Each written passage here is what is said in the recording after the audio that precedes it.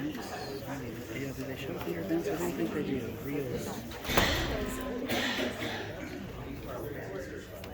February 25th. That's not today.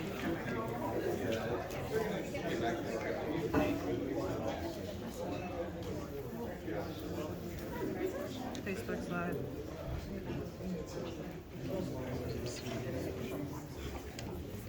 Now it shows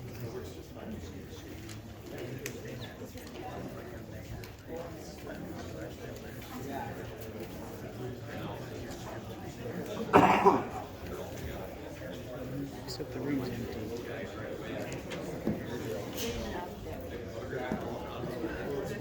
How do I get to it?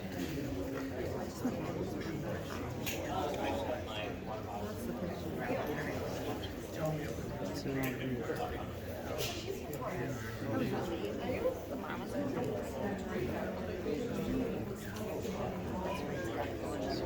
Share. Here. Citizens of State County. Consider citizens of the county. Happy citizens of YouTube. Nice.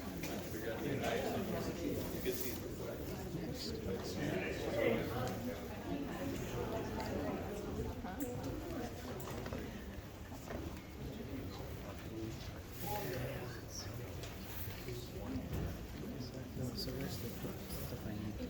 Oh, yeah.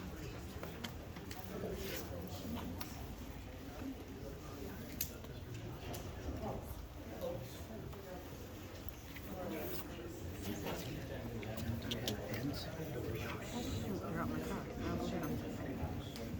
There's petitions.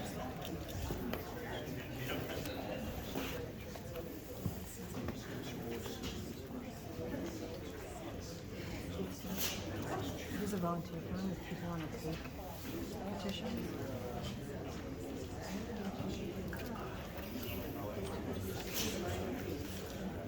Jewel collection. So this is people to volunteer to take surveys and go out and get signatures. Okay. So they're grouped here.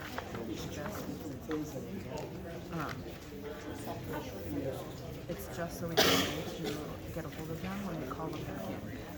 Yeah, because we're going to give them stuff they need to Yeah, right there. So, and like our emails on there, but as a means to, get the paperwork come back. the end of the month, we need some way to know, hey, these So each of these, like, when it turns, that's a packet for Yep. somebody that volunteers. Okay. and if we need more, we can print more, not but, and I have it, this right here is the URL. Those are all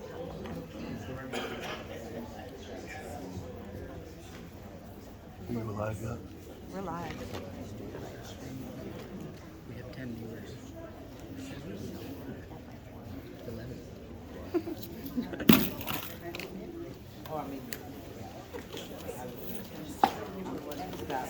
I'll go grab pens.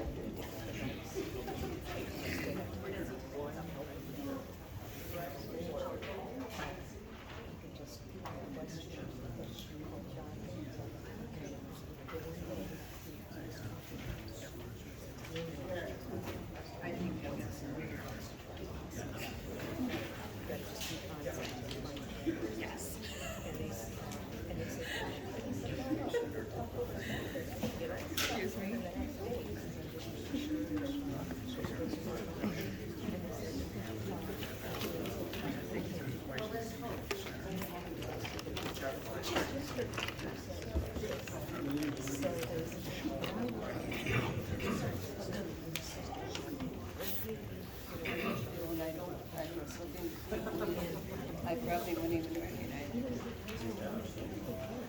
I'm looking to see if I recognize anybody. I haven't seen him for a long time.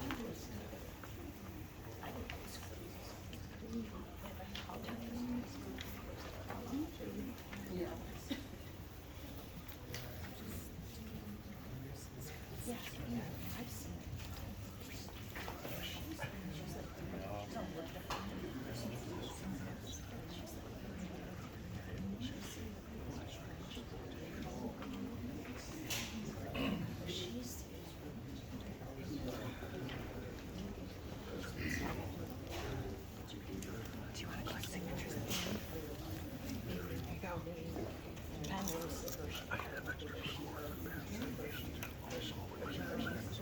And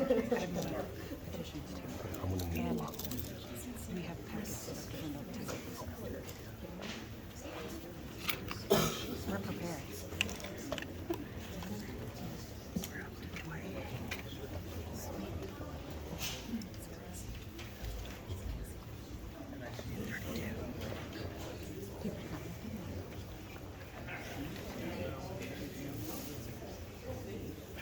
Few.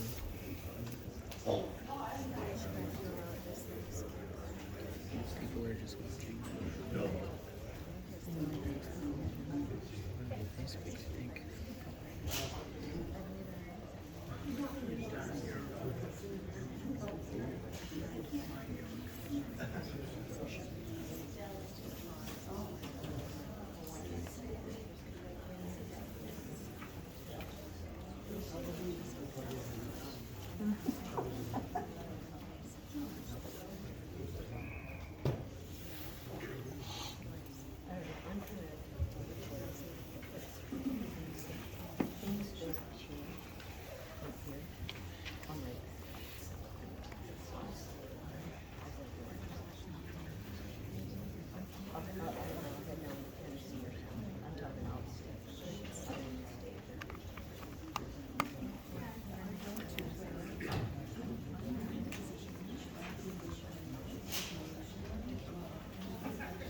Oh, I would too.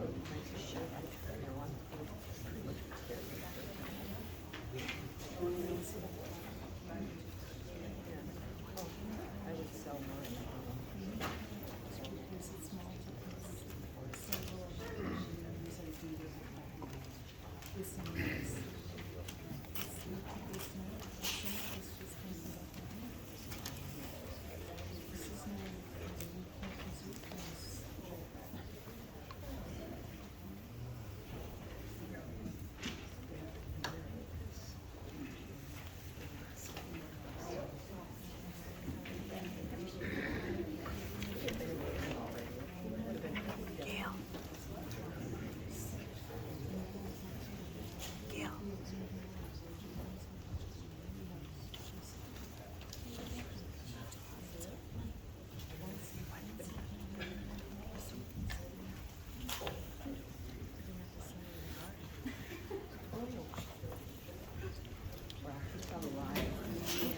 I would say he's lying. I'd say that's a lie.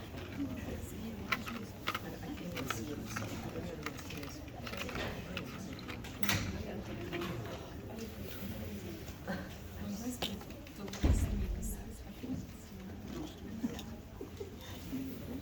It's about 3 minutes to 7. Just a reminder, we do go live at 7 o'clock. There is no delay on the camera, so be cognizant of what you say. Reminder to gentlemen, their hats are not allowed to be worn within the city council chambers, so please remove those prior to the meeting starting. With that, we will start in a little under 3 minutes.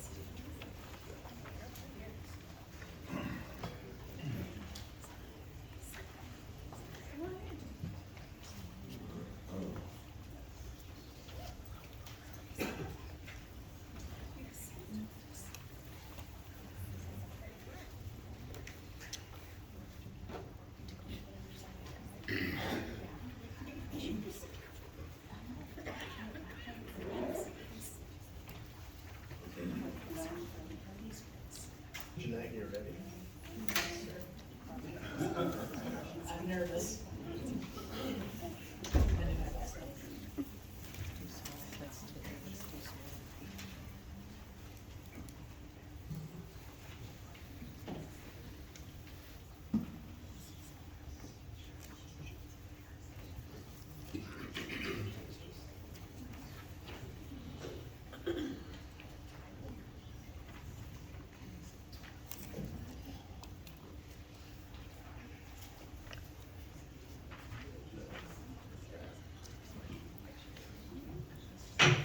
Call city council meeting for Tuesday, March 3rd, 2026 to order. That roll call, please. Councilmember Voss. Here. Councilmember Johnson. Councilmember Burbank. Here. Councilmember Bolte. Here. McCann. Here. Councilmember Svenby. Here. Councilmember Rainey. Here. Mayor Jessup. Here. You have 6 council members and the mayor present. Thank you. Would everyone please rise as Councilmember Burbank leads us in the pledge of allegiance. Allegiance to the flag of the United States of America and to the republic for which it stands, one nation, under God, indivisible, with liberty and justice for all. All right, good evening. Welcome to the City Council Chambers on a beautiful, almost spring-like day. First thing we have tonight is to approve the council agenda. We do have 2 corrections. Items 2.4.2 and 3.2.3 will be removed. With those corrections, I'd look for a motion to approve. Motion to approve. And Brent to approve. Do I have a second? Second. Second by Doug. Any questions? Hearing none, all those in favor signify by saying aye. Aye. Opposed? And the agenda has been approved. First thing tonight, we have a public hearing. It is the 5-year capital improvement plan with intent to issue bonds for public safety facilities. And for that, I will go to City Administrator Janet Tillman. Thank you. We have a PowerPoint, Jackson, if we can pull that up, but today I have about 4 areas to go through. We're going to do a little background information on this project, go over the proposed project, and have some recommendations and next steps, along with accepting comments from the public. A little bit of a project background is, I think everybody agrees that public safety is the core responsibility of the city. it provides the residents in supporting reliable emergency response is top priority to all of us. You'll hear tonight that some of these current facilities that we have are from a different era, and they don't meet today's needs. We have existing buildings that are aging, space constraints, limited operations, training, and security and safety for staff. We started this process several years ago, but got really serious about it in 2024 when we started prioritizing some of our facility needs. We've done a lot of studies, research, input from our staff, and consultants went around and went to a variety of different communities and toured their spaces to find the best of the best to bring back to what would meet Owatonna's needs. The planning that we've been doing, really we started out with the possibility of having one site, but with additional analysis and site evaluation, it showed that 2 separate facilities was the best to support the effective operation and the future needs of Owatonna. The next steps will focus on, in 2025, the City Council authorized the professional design services that we've been working through the last, I'd say, 18 months. And then we're working on getting the final updated cost estimated cost, and then to just clearly define the scope that we have on these projects. And so on the next slide, please. I said we began this process several years ago. Beginning in 2022, we really started talking about our facility needs. We have stuff on our website. We created a website page. We've been to, I think, approximately 18 city council meetings or study sessions.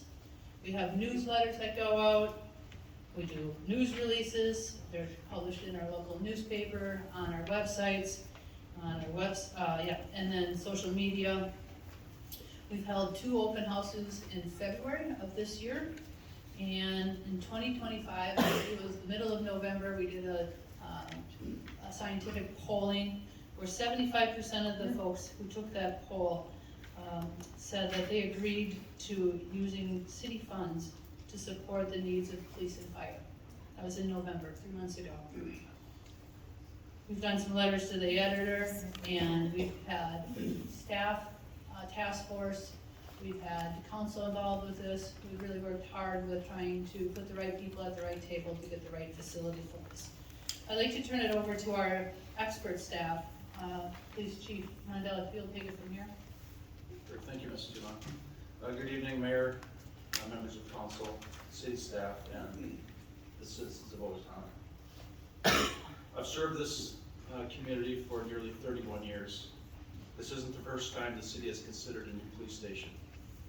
Leadership looked at this in 2005 and again in 2012. The projects were paused because the timing wasn't right for our community. When will be the right time? Delayed capital improvement projects will only cost us more as we continue to wait. As a local taxpayer, I completely understand the cost impacts of these 2 projects. We came to this point tonight through the city's long-range asset plan, or LRAP, which identified issues with both police and fire stations needing significant improvements. There has been careful consideration and deliberation involving many people, from representation of our city council, city leadership, community leaders, facility assessments, land acquisition considerations, building tours for pre-design and programming needs, and working closely with our consultants, including engineers, surveyors, architects, and communication teams. I will speak directly about the police station needs and why we need to move these projects forward. We're operating out of a 60-year-old building that was designed as a bank and commercial office space that housed the Careful radio station at one point in time. The building needs significant maintenance improvements to repair roof leaks, windows to seal cold drafts, HVAC systems. Both elevators were flagged by state inspectors, needing costly repairs or replacements. The building is poorly situated and is vulnerable to where it sits. We have intermittent sewer line backups causing leaks and sewage pump issues. Safety is an ever-growing concern for the community as well as our staff. The structural and layout design of the building is not efficient or effective for modern-day policing. Crime hasn't stopped, and we continue to face violent offenders that add safety challenges and further magnified with mental illness and chemical dependency. The work doesn't get any easier, and the building we work out of creates more challenges. Our police officers deserve better. Temporary holding space can mitigate such risks. Currently, we have no safe and secure space to temporarily separate and hold suspects during formal interviews and before a custodial decision is made. This compromises our building's security, safety of personnel, and non-sworn personnel that help monitor, control, and detain these offenders, and all other support personnel working out of our building. We lack accessible private space for victims, witnesses, and advocates, and dedicated rest, decompression, and private space to meet our officers' needs.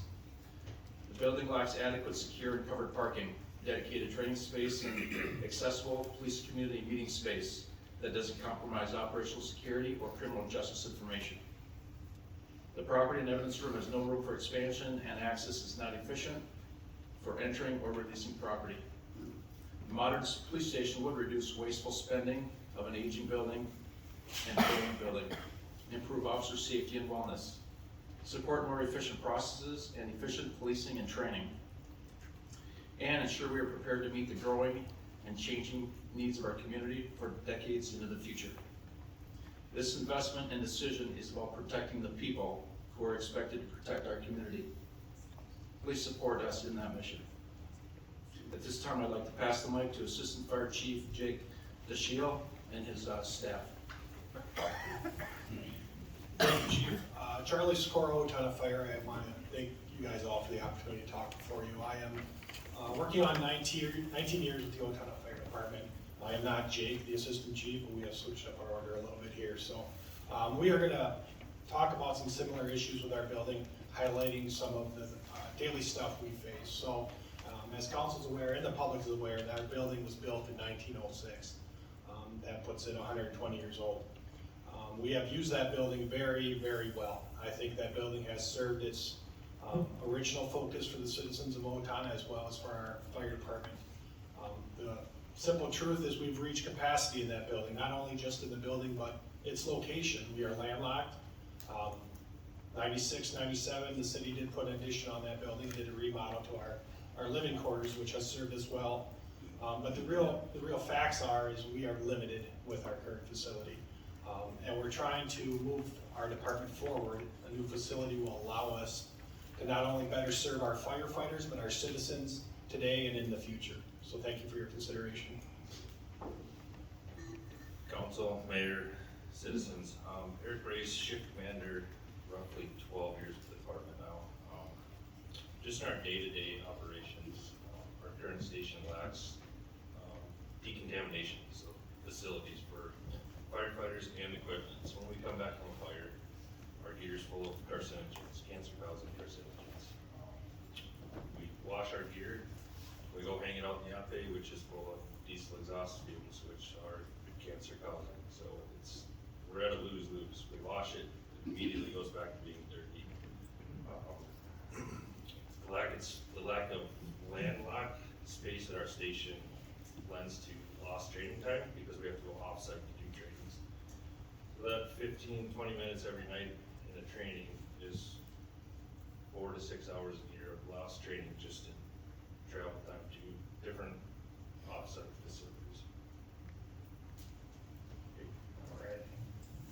Well, so Jake DeShiel, I am the Assistant Fire Chief, and this is day one of Interim Fire Chief. So, a heck of a first day. Thank you for having us.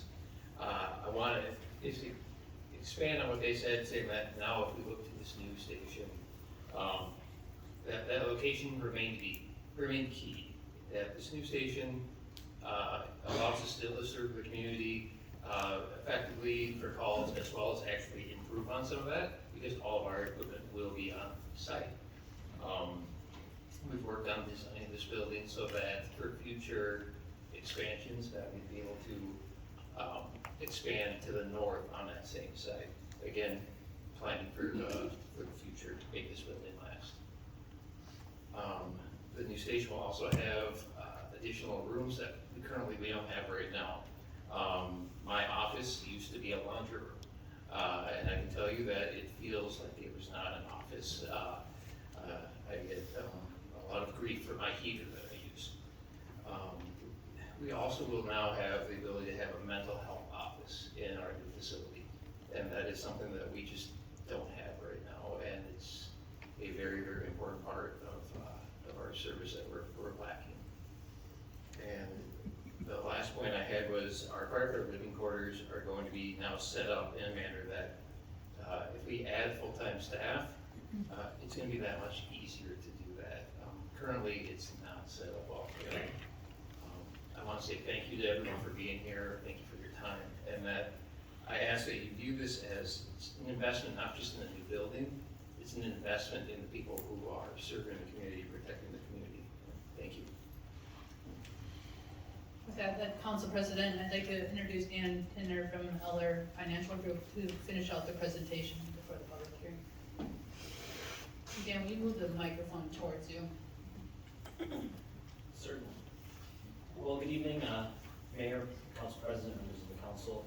You certainly have heard the process to date and the compelling reasons for the investment in the facilities that are contemplated this evening. I'm here to discuss for your consideration the actual process from a statutory perspective that the city would have to undertake in order to issue what we call capital improvement plan bonds. In the state of Minnesota, under statutes established by the state legislature, you may issue bonds to support central public facilities such as police and fire stations. It's applicable under Minnesota statute sections 475.521, and that you can essentially put together what we call a capital improvement plan. This is a little different than the capital improvement plan you can consider as a part of your regular budget process.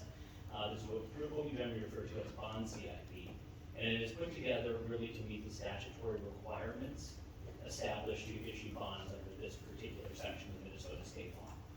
When the CIP is put together, the city must provide detailed estimates of expenditures and funding sources for the project.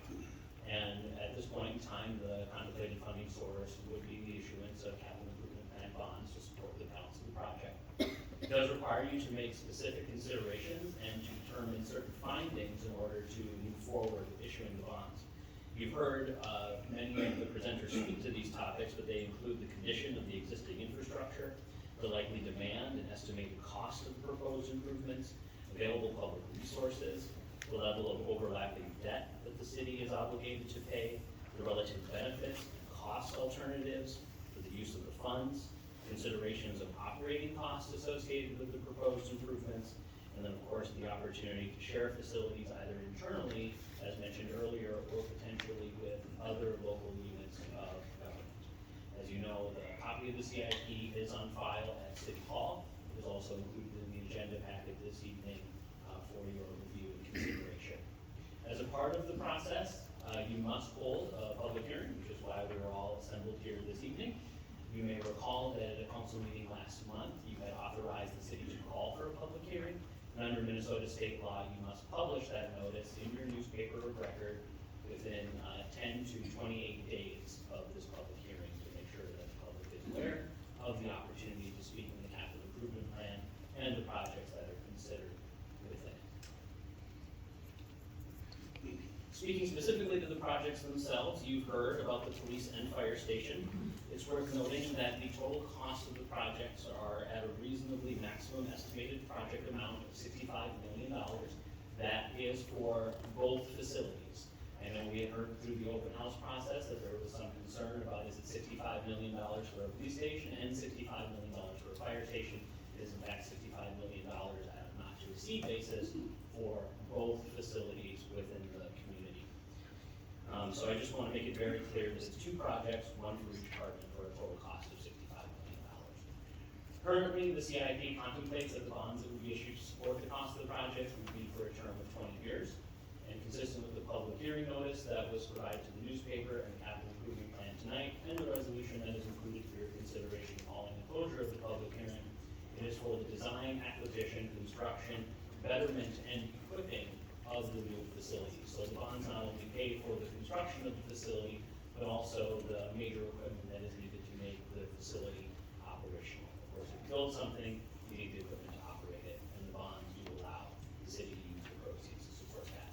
So between the two projects, the CIP really authorizes project costs up to $65 million. And again, I want to stress that this is a not to exceed amount.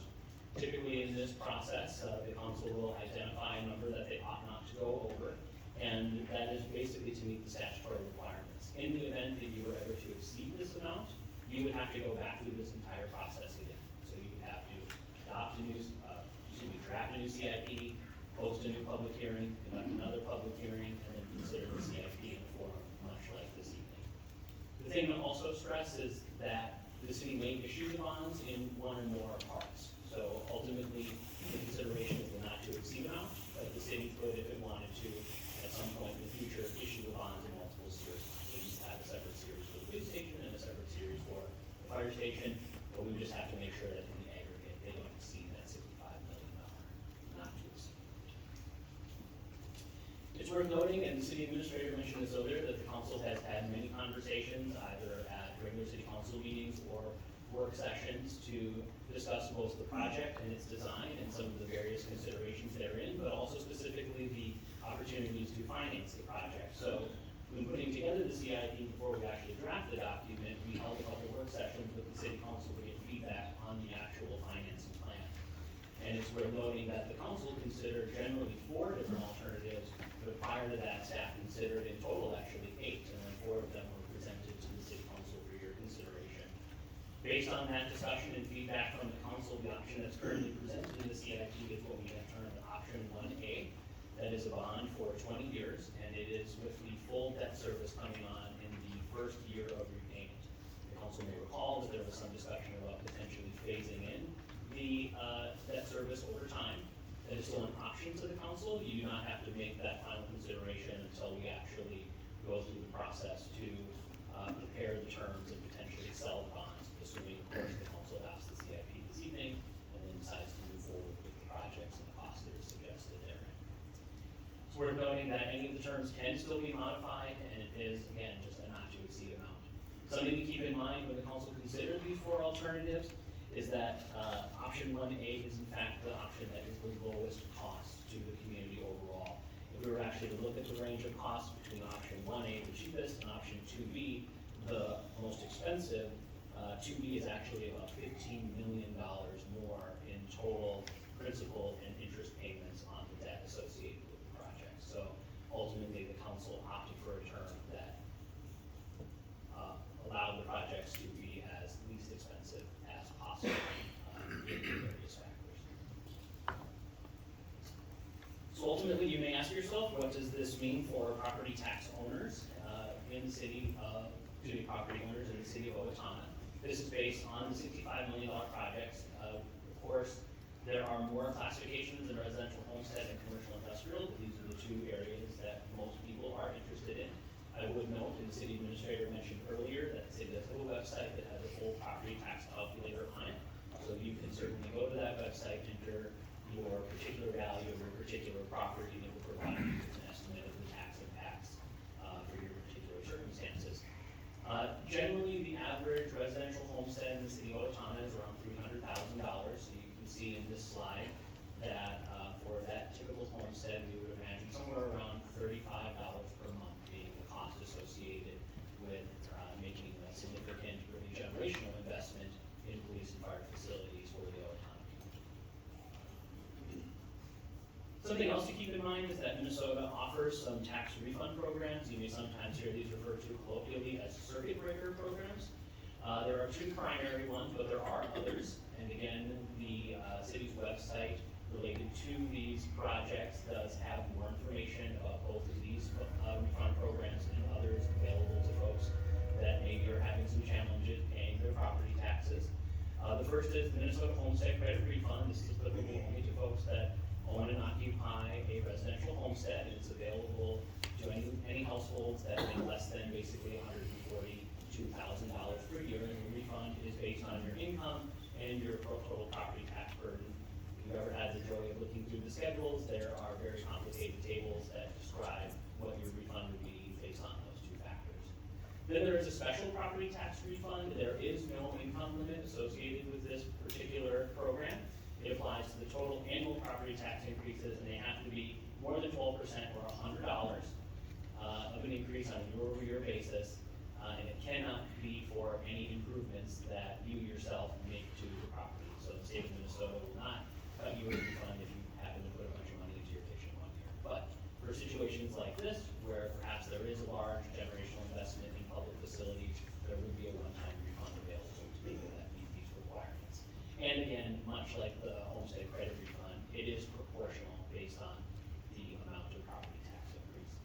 The other thing I would stress is folks can be eligible for both. So it is not an either or. You can apply for both programs and receive refunds if you meet the requirements outlined in the state statute. You've heard a little bit about the schedule so far. Last month, the council called for the public hearing this evening and provided notice for the acceptance of public comment. And then tonight, the council will hold that public hearing if it needs it to be in order. We have talked with the council in the past about putting together a financial management plan, which would help council understand all the moving parts associated with some of the costs associated with the project. And then right now, in May or June 2026 is when the council would tentatively plan to authorize the advertisement of bids for the project. And then in July and August of this year, that's when the council would accept the bids and award the construction contracts. That's also the time that Ellers would return and present to the council and actually call for the sale of bonds that I mentioned earlier in the presentation. Later that month, we would come back and award the sale of the bonds, and then depending again on timeline and how the month end and the following month begin, then you actually close on the bonds, and that's when you get the money to actually start paying for the projects. So ultimately this evening, Ellers recommends the City Council, given all of the process to date and all of the things that you've heard from the various presenters, open the public hearing to accept comments from the public. And then assuming that you are satisfied with the comments that you've received, we would then ask that you close the public hearing. On closure of the public hearing, it would then, if the council president deems it to be in order, the opportunity to consider the resolution adopting the capital improvement plan and providing for the preliminary approval of the issuance of general obligation bonds. One thing I would stress in that sentence, you see preliminary approval, adoption of this capital improvement plan does not, I repeat, does not obligate the city to issue any bonds. Really what you're doing is setting the not to exceed amount. You can think of it as adopting the budget for the bonds, and then at some point in time in the future, the council would then have to act, as mentioned on the previous slide, on actually authorizing the project, authorizing the bids, accepting the contracts, and then moving forward with the bond sale process. I mention all of those because every single one of them requires a positive action of the city council. So there will be many, many opportunities between now and when the bonds would actually be issued for the council to give feedback on the process and the ultimate outcome of the bond sale, if the council decides to move forward. So with that, I'd be happy to answer any questions about the financing. Of course, there are other subject matter experts here to answer any questions the council may have about the project itself. And as mentioned on the last slide, if there are no questions, I would then recommend, Council President, that the council consider opening the public hearing by motion. Thank you. Jen, anything else from you? I don't have anything further. Okay, so before we open up the public hearing, couple of reminders.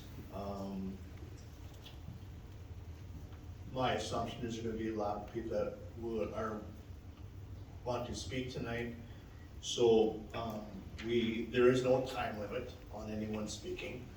What we ask is that, try not to have repetitive comments. You know, we hear it the first time, we hear it the second time, you know, if it goes 10 times, we've already heard it. Absolutely no reactions, positive or negative, to anyone that speaks. And when you come up, we ask that you sign in, state your name and address for the record. And once you are recognized by myself, you are at that point, you're allowed to go ahead and speak. With that, it is 7:26, and I will open up the public hearing. Anyone wishing to speak, please come forward.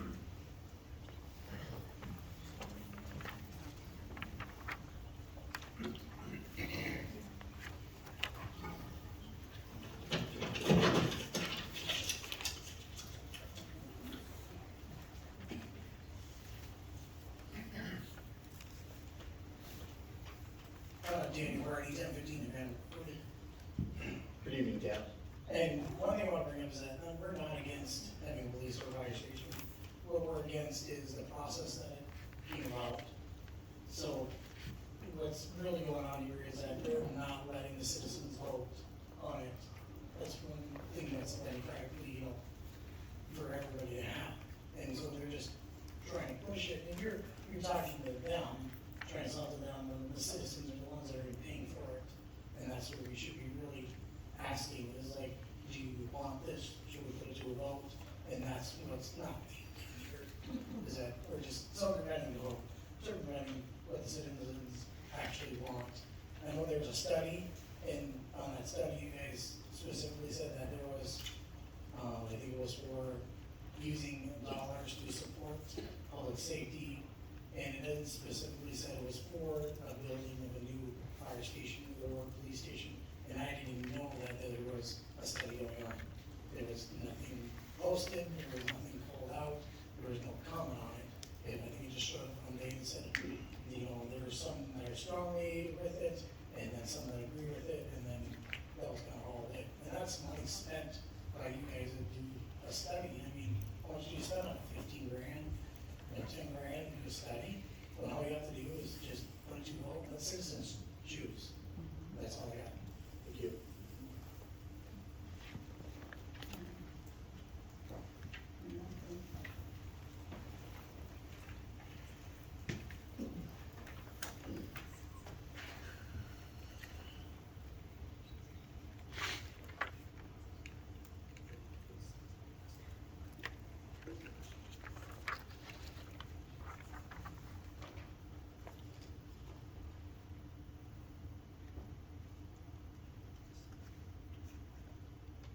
Okay, first off, I want to say thank you for letting me. Could you state your name, please?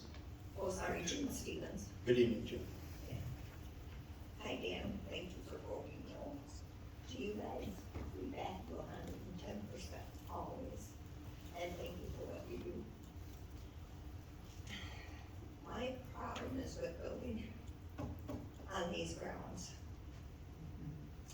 My mom and her siblings grew up here. And along with many others, I realize that they would bring us up here and tell us how important the history of this is. This was their home until they aged out.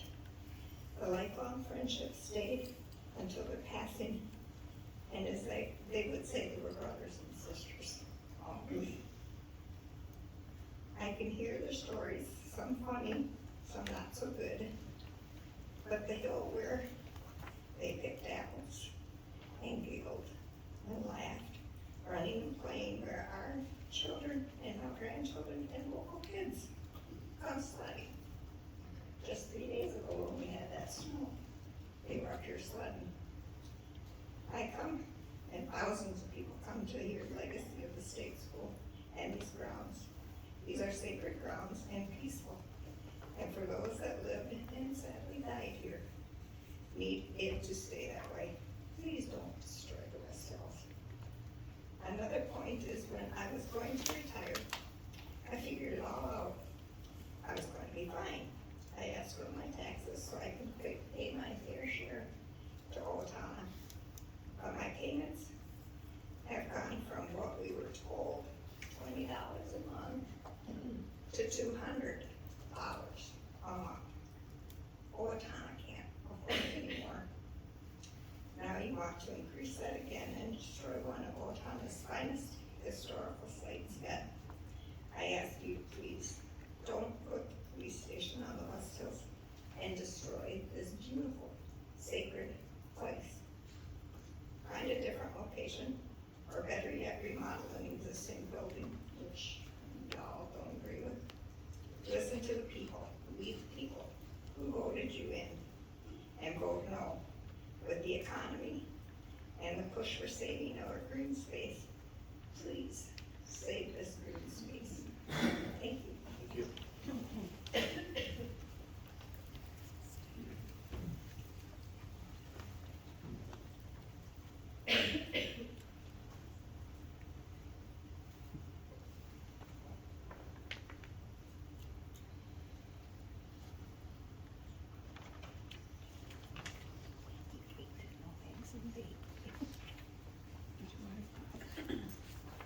Tammy Ingleson.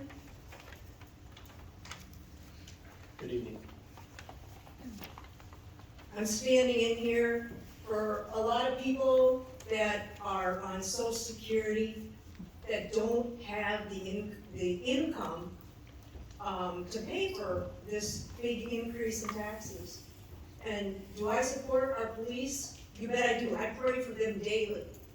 For the people, for the government of this city, every single day, okay? But we are strapped right now. How many that are on Social Security are still working? Some of them are like in their 80s, still working because they have to make ends meet. I mean, we've had our car insurance go up. We're still paying for the increase from all the schools getting built and remodeled. And there comes a point where we can't afford it. I'm retired and I'm still working to make ends meet. Would I like a new vehicle, to go buy a new vehicle? Yeah, I would like that, okay? My vehicle's 10 years old. But you know what? I have a budget. I don't have an open checkbook. And I think you really got to consider the burden that is being put on the people. And Mayor, I'd like to ask you, Mayor Jessup, were you part of, there was a letter that was signed by mayors of Minnesota. Last count that I knew of, it was 241 mayors that signed this letter to go to walls concerning the rising costs and the fraud that happened in Minnesota, okay? And I'd like to know if you were a part of that, because they were standing in for their communities, and they said because they were highlighting rising property taxes, declining state budget projections, and the recent fraud investigations as reasons for deep concern and growing frustration about the state's fiscal direction. As mayors, they saw firsthand how these decisions were having a ripple effect on their cities. And I'm talking some of these were looking at, because their facility, their government facility, they're using little children's toilets, adults, and they just want to have new toilets, where we're replacing big buildings everywhere. We're not Rochester. We're not some of these big communities that have big medical facilities and stuff bringing in all the money. We're Owatonna, and I just think you've got to listen to the people in this and vote no on this. I've been in the community. I asked the business people, do you go out there and talk to them regular? I've been asking them. I said, what do you feel about this, about having a big increase in your taxes? And I've yet to hear anybody that said yes. They're like, you know what they've said? They said, thank you for those of you who have been going to those meetings and standing in there for us, because we can't even leave because we're still working. There's a lot of people that aren't even here tonight that can't be here. But they're glad that there's ones of us that are standing up for them. And just remember who voted you in. Okay, you're supposed to work for us. That's who you're supposed to work for. Us. We the people. We don't, this isn't so that we can work for you to keep paying more tax and more tax and more tax. And look what's going on in the world right now. Look what's going on. There's a lot of unrest right now. With the war stuff that's going on, with the fraud that's going on, and let's just burden the people of Owatonna more. Think about that. Think about that. I hope you will be in prayer and asking God for his decision, because that is what I'm doing. And I surely hope I don't have to shake the dust off my feet to get a reaction. Thank you.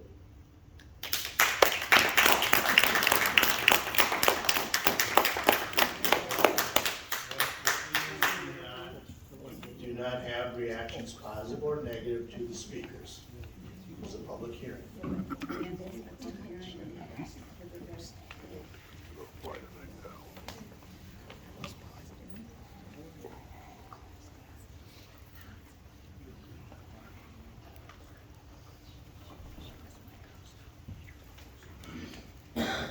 My name's Jordan. I want to kind of offer a slight juxtaposition to her concerns in terms of people in retirement. Good evening, Joe. More so towards people of our age, you know, said the average household cost in Owatonna right now is $300,000, which at a 20% down payment would be $60,000 saved in the bank. I don't know about you guys. Can any of you tell me what the median income is for the state of Minnesota right now? That's not a rhetorical question, that's a real question. Do you know the number? Because I do. It is $51,000, or $54,000, correction. Do you know what the median income is for Owatonna? $71,000. Do you know what that number difference is? 17,000. It means Owatonna is effectively making about 1/3 more in terms of the rest of the state. We're a town of 27,000 people. Be very curious to know how many of those people are the ones that really account for that extra median income. I guess it's not a lot. I'd say that anybody close to my age, unless they got very lucky, probably making closer to that $48,000. My point with that is, people my age and younger, anybody growing up, you know, the hopes and dreams of being able to buy and own our own home is diminishing. We do not have the luxury of ever accessing Social Security at this point. We already have 2 different bonds out for the repairs of elementary, the rebuilding of a new school. Now you want to add another 20 years. Calculate that out, just at $65 million in terms of paying that back. I calculated roughly $3.25 million per year for 20 years.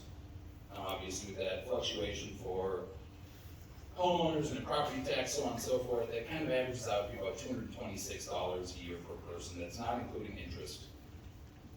But I don't think it's being taken into account that there are a significant number of people who could afford a lot better than the normal people with it, you know, your normal middle-aged or middle-class folks that essentially built this town to what it is today. Factory-run people were being priced out of this town, and if what you want left are people, you know, making $100,000 more, fine, go ahead with this. Police chief, how many people are registered right now in the Steele County Jail? And how many people are on the jail roster that's available to the public? Maybe 24. Exactly, I just checked it 5 minutes ago. You speak about rising crime and the need for more policing to be able to do the job. Well, I don't think that our jail roster would back that claim up. Now, either there is more crime and we're just not punishing people. I mean, 2 years ago, you'd see closer to 80, 100 people. So I think these are questions for our prosecutors and our judges. I would not disagree, 100%. I think, especially with the new implementation of the drug court system, that catch and release concept has not been the best. I would 100% agree. 120-year-old building obviously needs to be taken up. I'm just very curious now, as it's also being put that no more than 65 million. If the quote comes down to be 35 million, what happens with the other 30? I think that's a sincere question. We don't bond, we use 35. You just use all of it. 35, whatever the bond, or the quote comes in, that's what we're. Oh, okay. We don't take 65 if we don't need it. Thank you. I think that would simplify that. The other part of the language on that is including but not limited to. What, it kind of leaves an open air to it. So, I mean, can you also clear that up? What would the not limited to include to the language within that bond? I know if you say you're being quoted at 35 million and that's all you're going to take out, is that 65 million number just the baseline, like, hey, this is what we are willing to pull? And if so, you know, when you start offering these contracts out, there's no incentive for these construction companies to say, oh, well, it's going to cost you 65 million, really their cost is $30 million. You know, it seems like it's very open-ended to predatory practices from these construction companies. I just would be also curious to know if that had been thought of, that's all. My main concern is, you know, I'm 37, I have 2 kids. Owning my own house is one thing, my rent is gonna go up. I'm already paying $1,600 on a house that sold for $112,000 in December. That's based on the landlord, that's not your concern. My rent will go up. I'm already kind of stretched thin, I think most people are also stretched thin. With the continued construction of these high-end apartment buildings, $1,200 for one bedroom, there's very few options for single-family homes for people that want to live the American dream, but are being flushed out of it. Please take that into consideration. You all have kids, soon to be grandkids, and if you want them to have what you have, keep that in mind. Thank you.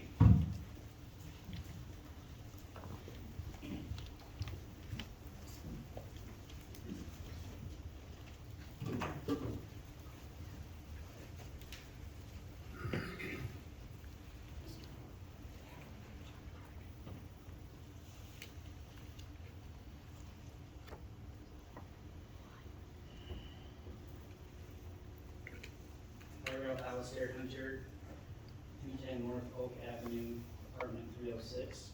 Good evening. I just want to speak to the size of the buildings that are proposed. The buildings that have been proposed for our city are larger than the facilities in Burnsville. Burnsville's population per the census in 1980 was 35,000, 10,000 more than Owatonna. They grew to 51,000 in 1990, 60,000 in 2000, and in 2010 they were still at 60,000, and in 2020 they had grown another 4,000.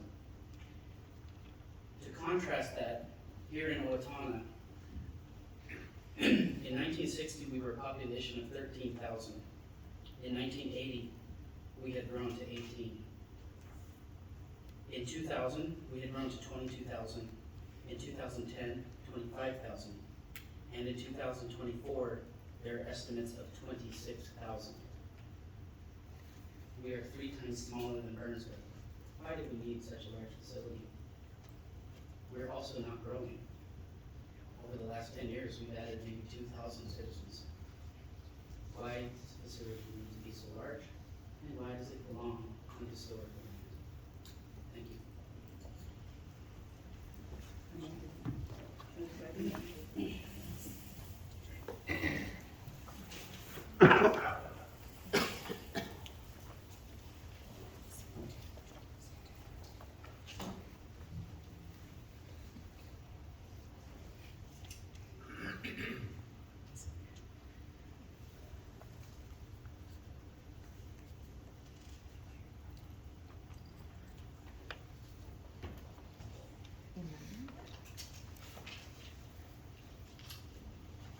Hello, my name is Carl Wheelan, live on Glendale Street, right across the hill.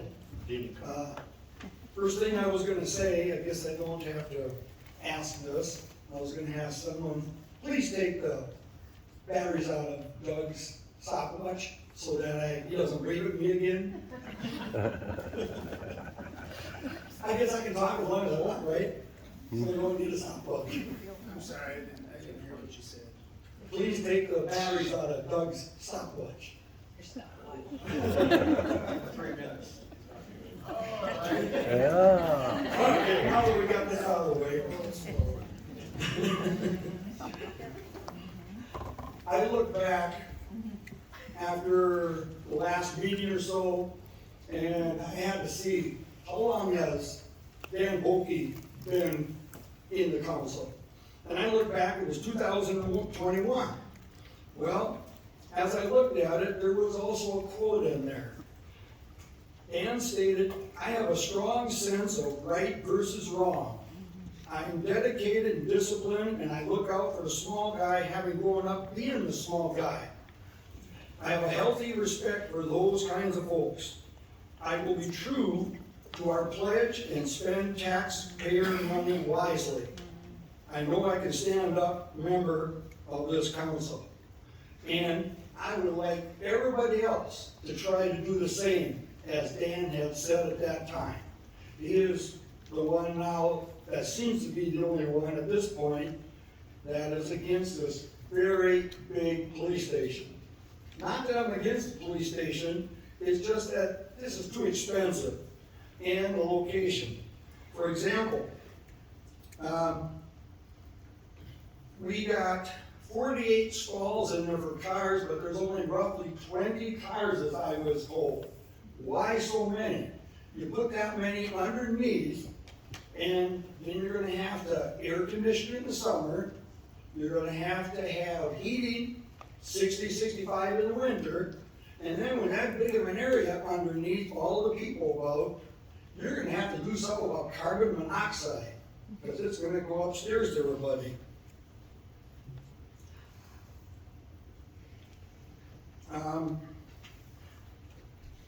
We collected 140 signatures in 48 hours saying that they were against building something so big and expensive. That should tell you that there's a lot of people that don't want to spend that much money or build something that big.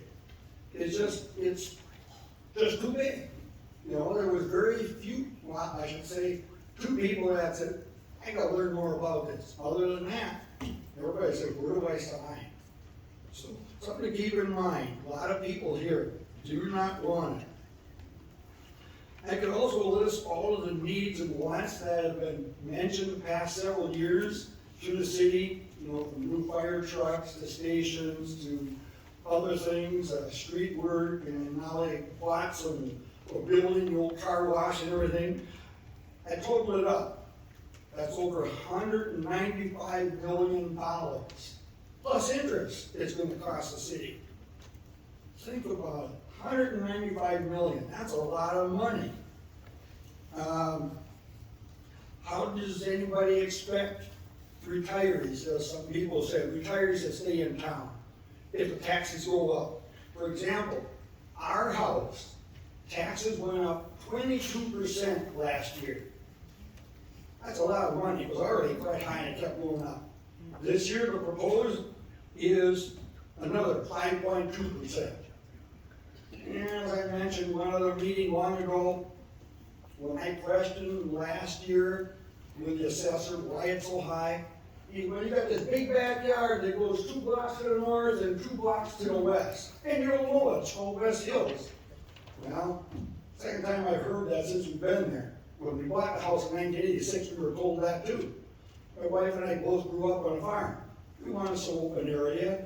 We could have got a little bit cheaper house up in the north end, but we saw this and we paid extra for it. And now you're gonna take it away, plus taxes are gonna go up again, even though we don't have that. Not only did the taxes go up, because of value and everything else, so did our insurance. And this past Monday, March 2nd, I saw on the Minneapolis TV program, there's a bulletin on there, they're talking about the taxes, property taxes in Minnesota. Everybody's worried about them. They say they're going up for everybody. Now this is it's not just a normal thing. The way they went on about it, it's because things are happening. We gotta control it here in Owatonna so it doesn't get out of hand and lose all of the production facilities, as I have mentioned, that have happened here, you know, times when I've been up here before. People are downsizing, and ended up, that means less workers. Less workers means less people paying in. And they're gonna move out of town, even if they did have a job here, and drive to town. Example, Owatonna, and this was stated over here just last month. And they had, in the past 2 years, 1 year was 10 new housing building permits, another year was 15. Way back prior to 2008, of course, the economy helped that go down. Then it was between 200 and 300 per year. And so I did some research. The only ones I could find them for was Rochester and Mankato. And both of them, you do it percentage-wise of their population, they're getting more permits for new houses than Owatonna is. Even though they may have more people, but percentage-wise. And then, one of the last ones, at a recent meeting, it was discussed here that the city needs more parks. Well, we got one right over here that you want to destroy, that's used basically all year long. From the kids in the summer with all kinds of games and you name it, to winter with sledding. We've even seen people skiing out there. And you want to take that one away and then force people to build a park when they do an addition? That just creates more taxes. And one last comment. If every one of you was willing to donate 10 million towards these projects, I would still not be in favor of it.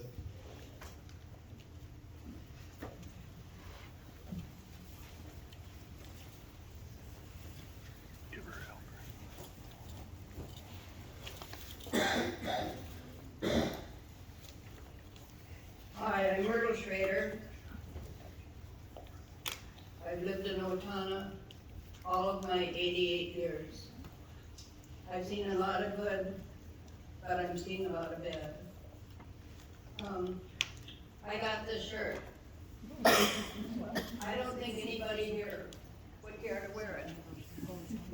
I might have to take it home and make it into a scrub rag. What do you think? Yeah.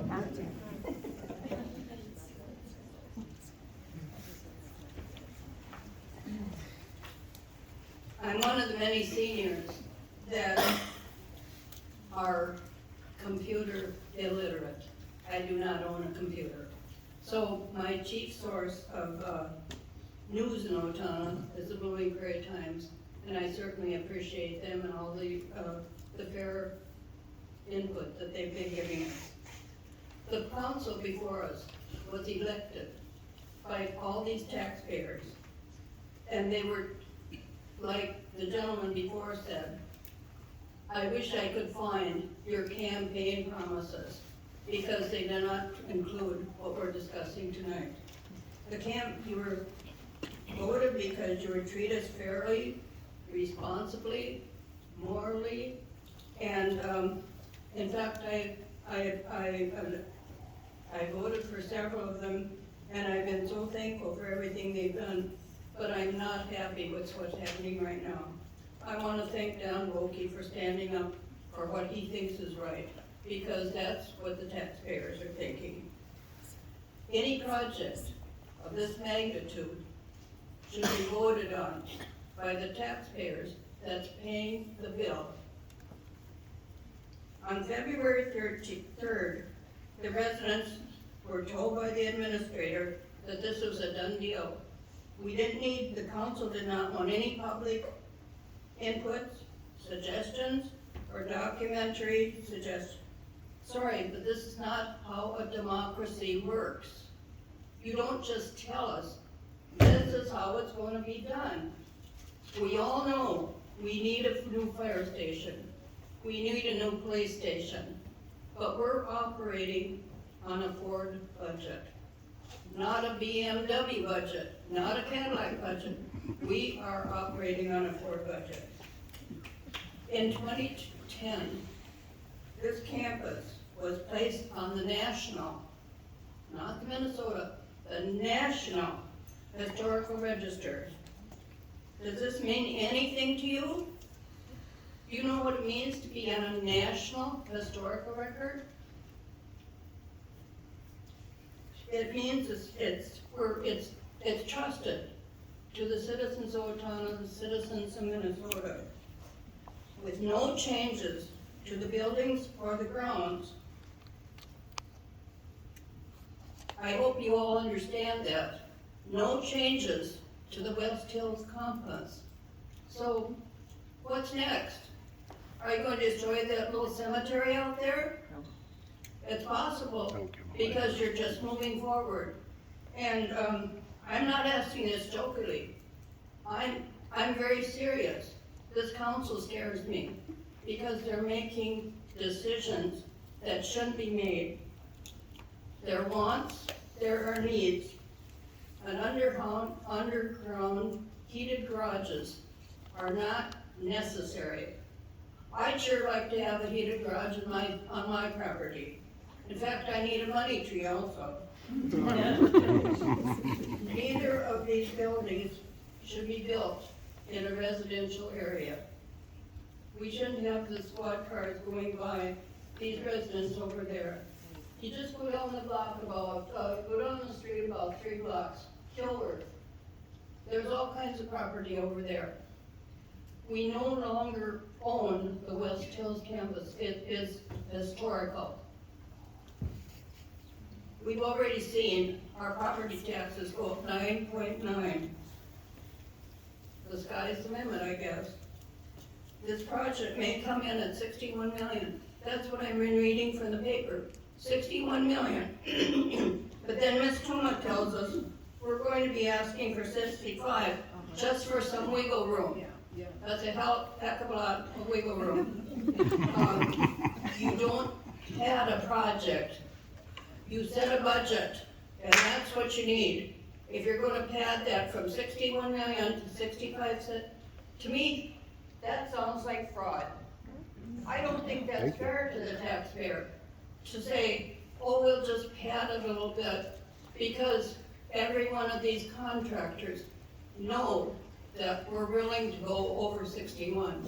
So they'll say, we need another million, we need another million. It's there. They said they'd give it to us. Well, why in the heck would they ask for less then? You're not gonna return it to the taxpayer. You're not gonna return it to the bonding commission. You're gonna put that right in your pocket. And then when something comes up, oh, we got 4 million sitting here that we really didn't need, but we needed for wiggle room. Seems there's a lot of fraud going around Minnesota. Is it catching here too? So tonight, I really think this is just a farce. You're asking our input. You don't want it. You're already cut and dried before we've been invited here. And you'll listen to it, but come hell or high water, you're gonna push and push and push until you get this $65 million project through, aren't you? I just saw on TV recently, the state of Florida has moved one step forward to abolishing property taxes. I think we should take a little lesson from something like that. I think everybody here should send a letter to the National Historical Preservation Office and get involved with this, because this property should not be used for what our council wants it for. Thank you.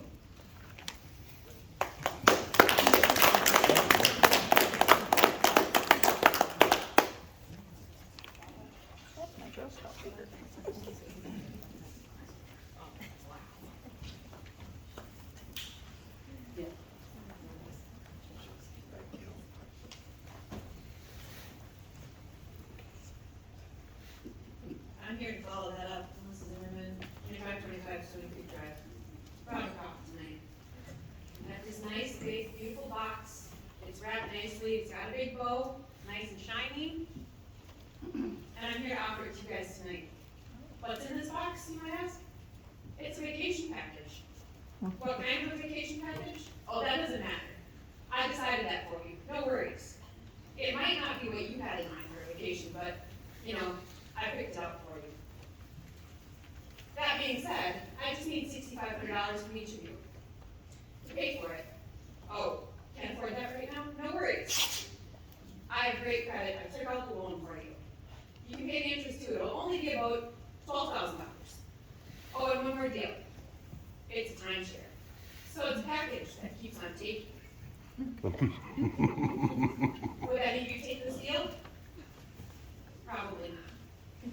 What if you had a say in what was in this package? Would that make it better? Because that's exactly how residents feel. There's a big shiny package in front of us. And sure, it sounds great, but we didn't get a say. And you're asking us to co-sign a loan for $65 million for it. A loan that's gonna cost us $120 million. This isn't about whether police and fire deserve good facilities. They do. It's about whether people paying for it deserve a voice before the bill arrives. Residents shouldn't be handed a no expenses paid timeshare when what they asked for was a conversation. Please don't approve the bonds on behalf of the public until the public has had a meaningful vote in the decision. And just for ethical purposes, the box is empty, because that might be considered a bribe that keeps on taking. Thank you.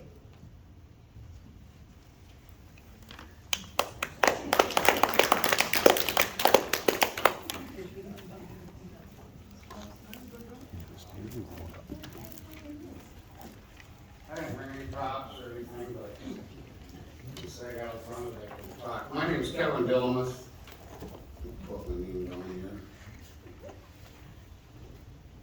here. Good evening, Kevin. Whoops.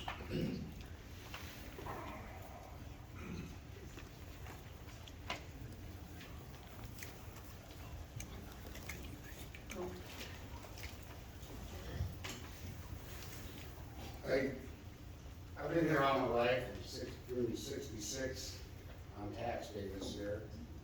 And I've always commented on several issues with the council. My dad was on the council for 2 terms in the 4th Ward in the early 70s.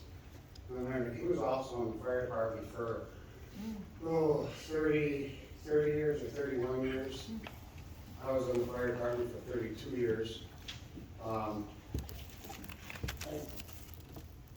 I don't think anybody here, maybe Mark Walbrand, Dan Volke, does anybody know what happened 51 years ago is coming next Wednesday? I was 14 years old. My dad was on the council. I've got a pen here from 51 years ago that it was saying, support your fire truck, bond issue, March 11th, 1975, Owatonna Fire Department. They needed a new ladder truck because a year or 2 before that, their ladder truck collapsed at the Hamilton Music Fire, a few doors to the west of the fire department now. Nobody was hurt, they just got off the ladder. So they needed a new truck. So they got the 75-foot aerial, and it's like 1975. I don't remember, I think it was maybe $100,000. That was big money back in the 70s. So they had to have a bond issue where the people that paid for that fire truck voted on it. They voted on it. It was only $100,000. I am for the police department and fire department facilities, 100%. I served 32 years with the Owatonna Fire Department. And this next move with the police department, they're just like a ping pong ball. They need a big facility to stay put for the next 80 years plus. I remember in 1967, I was 7 years old, watched the old brick building of the Sheriff's Department and the Police Department get tore down. They built a new LAC that Dave Burbank served out of. And then they outgrew that because the city was growing. Crime was growing, we needed more protection. So then they go to the old Owatonna Savings and Loan Bank. Well, Owatonna Savings and Loan, many of us know that used to be on Cedar Street in a little cubby hole. Radio station Carrefour was upstairs. So they moved the police station into a bank. I mean, I've been in there. I've never been arrested. Back in the day, I knew a lot of cops, even with the fire department. And that thing is such a chopped up mess. It's like take a small apartment complex in the city of Owatonna, and you've got this cubby hole and that cubby hole. You know, I agree with them. They need a bigger facility. Heated, air conditioned in their garage bay. Why not? It doesn't that cost much more. They're partially underground anyway. You know, they need a facility. And I'm trying to remember back here that the garage bay for the police department was up to what, 40 some vehicles? Jeff? Current Yeah, the current design? 42. We don't have 42 squad cars yet. 25. Okay? That's a good plan. That is. Because we're not gonna build that big building, build it big now. It's like, enough people know me, they call me Dilly for doing this. I always tell people, go big or go home. We could have, 20 plus years ago, we could have built a new fire department and a police department for a third of this cost. And we keep waiting any longer, and it sounds like most of us residents, 75% are for the new police and fire station, okay? I got on the fire department 47 years ago in 1978. I lived down there for 5 years. We had one big bunk room. Do you know what our kitchen was? It was next to the fire trucks. We had an old gas stove, 2 old refrigerators. Our kitchen cupboards were the big windows in the lower level. We put our cereal and canned goods on there. And then it was, and then back then in 78, that was outdated already. The ceiling was really high for the trucks. Tin ceiling, a little decorative 120-year-old ceiling.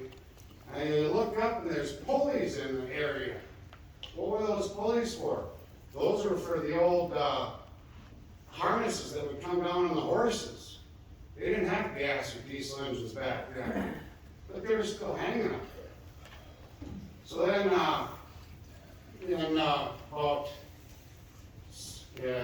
maybe the early 80s, our old fire chief Frank Anderson had enough in his budget to do some remodeling down there. Us part-time guys that lived there, we did a lot ourselves. Sure, they had to hire an electrician and a plumber here and there. We finally got a kitchen. Our big bunk room got moved to the south end. It was in the middle. We still slid down the pole. All of us, 10, 12 of us, we all slept together in one big room. That's where I learned to snore about, by the way, too. So then, many years in the fire department in the late 90s, it was discovered that the stress on the floor was too fragile for these trucks. We're out of the horse and buggy days. We're moving into the big area now. The trucks and equipment are getting bigger and heavier because our buildings are getting bigger and taller. You can't and so when they redesigned that building in the late 90s, they had to structurally engineer pillars under the basement so the whole building wouldn't collapse, and then add a bigger building next to it for the bigger trucks. All the trucks are on slab on grade. There's no basement under there for safety. And that building was cramped when I was there. I retired, 15 years ago or so. It was cramped back then, and the OSHA standards and laws are getting more strict where you can't take that contamination home to your family. There's too many toxins and everything out there, it's bad stuff.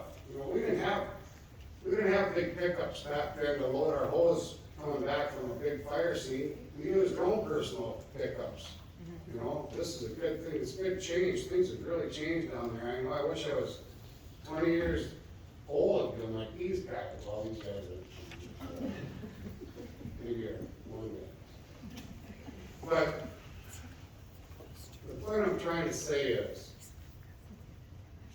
I wish it would have been, instead of the $6-some million we spent on revamping the fire department in the late 90s. There was a bunch of us that were against it, but that's all they would allow us to do us to get us by. And it's got to be centrally located. Putting it on Pearl Street, where the police department is now, is a very good location. It's a big enough area. Do we need that big a building today? Yes, we do. even back in my day, we were cramped for room. We had fire equipment, trailers, and stuff out of the city shop down here, and the airport we stored stuff, and now they got the lot down the road from them, they got their trailers and stuff there, so they need all the room they can get. Just like the police department needs the room they can get. Go big or go home, and don't think that our fire police are not doing a very good job. They're doing an excellent job as far as I'm concerned. And I can't speak for the police department and insurance, but I know for a fact, but your homeowner's insurance, every resident, business owner, factory, whatever kind of building you're paying property taxes on, when you go to your insurance company and say, oh, I got a different house, or I built over in this area, I built out in the country, they track and they know exactly how far they are from the fire department to your building or your house. The further you're away, the more expensive on insurance money is going. And it's not your agent that does that, it's the big companies, the insurance companies, and they audit. Maybe they audit Jeff, I don't know, but I know they audit the fire department all the time, because if we don't have big, new, modern, big fire trucks and a big facility to support an umpteen firemen, your insurance would be a lot higher if we didn't have that. If we still had the old horse and buggies, if people are worried about the taxes, then your property insurance is going to go up. So it's a matter of insurance for your homeowners too, that would defer that cost on that too. But I just commend these younger guys doing this stuff. So, and the police department, you know, there's a lot of stuff going on nowadays. Back in my days, we didn't do a lot of that stuff. But there's a different group this generation, so I commend these officers, what they go through. This fire department's got a lot of training going on, and they need a facility. And that's good, they're expanding to more rooms in that facility for the fire department. So that's good. So that's all I have to say. I'm not against that at all. I'm not against this building. The only question is concern is, you know, like some people said, it could have been more out in the open maybe, or what's the dollar amount on where it's got to be a vote for the people that are actually paying for it. And I already calculated my house, and I'm willing to put up with that $60 a month or $50 a month or whatever. So by the time that's paid off, I'll be almost 90 years old, so I'm doing more. But our grandkids, it's for our grandkids. So good job, everybody. So, all right, thank you.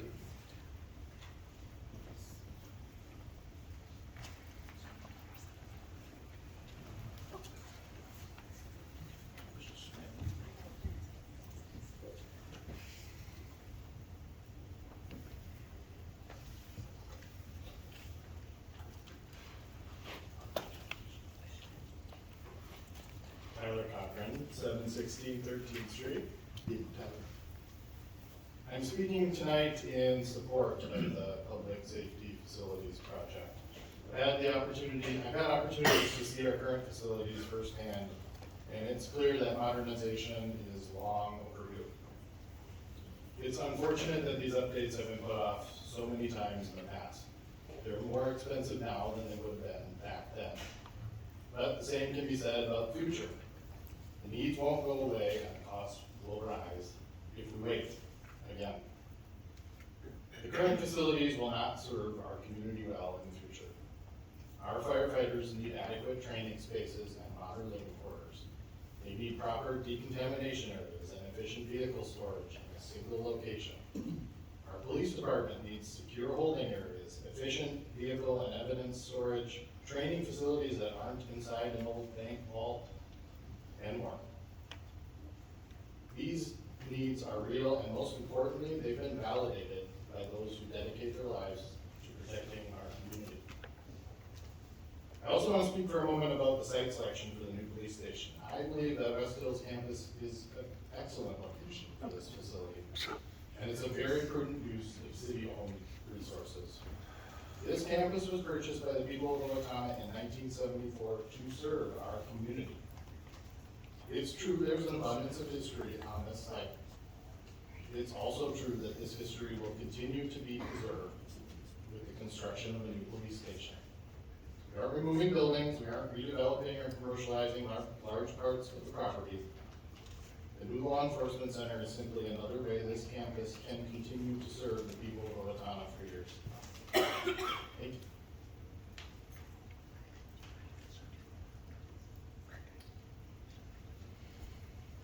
Mr. Walbrand, I've got a question.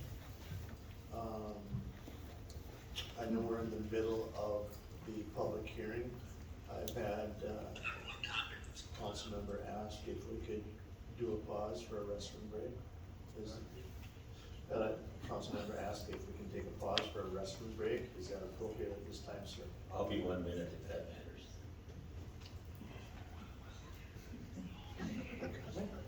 I'll be 1 minute. My name is Kurt Oswald. I'm 20 Ivy Street. I took part in you today. Kurt? Kirk. Okay, thank you. I took part in you today to in favor of the new police station and fire station. A lot of people talk about their impact on their social security and their impact on what they can spend. I don't want to be sitting here 20 years from now like these young ladies are doing and saying $120 million for a new police station and fire station, $150 million for a new police station and fire station. I'm on fixed income. I can't afford that. There's always going to be an issue with that. If we keep passing the buck onto our future generations, the burden just gets more and more and more. You guys are in a bad situation because of your predecessors and your forefathers didn't make the decision that needed to be made 10 years ago, 20 years ago, 40 years ago. Same thing with the school. The school district and the citizens didn't make the necessary decisions when the high school needed to be built 30, 40, 50 years ago. They kept passing it on. And it's now come on to this generation. And it's unfortunate that the burden is that if we keep pushing it off, it's only going to get more and more and more expensive. So thank you. I'm in favor of it. Okay. What's procedure, if I could, Mr. Walbrand? At this point, I'd look for a motion to recess the public hearing. So move. Motion by Dan. Second. Second by Dave. All in favor, signify by saying aye. Aye. Opposed? We are in recess. Let's reconvene at 8:25. There.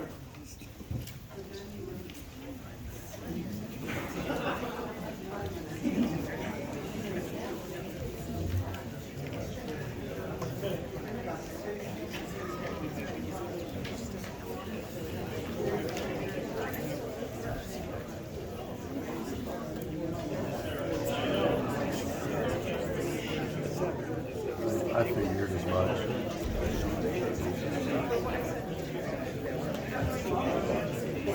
No, they're just taking a 5-minute break. This is gonna go for a while.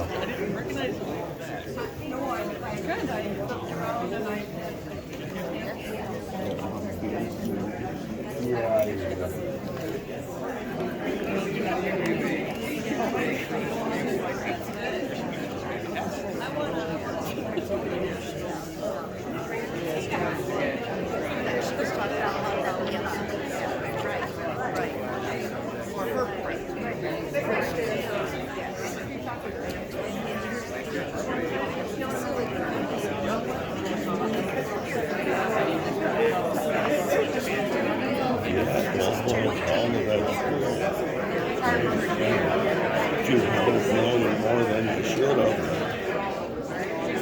look at that. Now you can't, you don't have any money left. Right.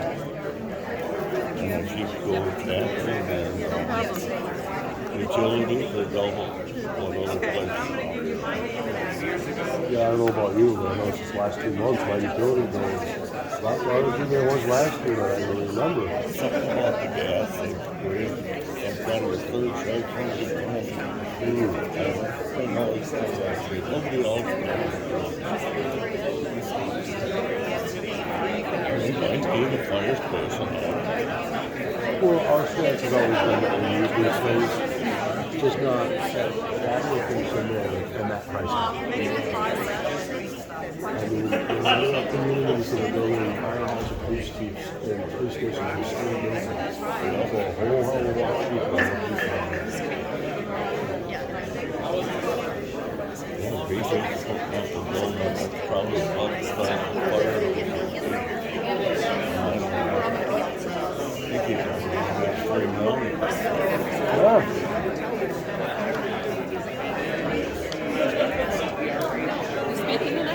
Huh? Yeah, I always wait till the end because I never write one. I just go up and I just shoot it out of my head. But see, yours are better because you think about it and you write it. Where me, I just go up and shoot from the head.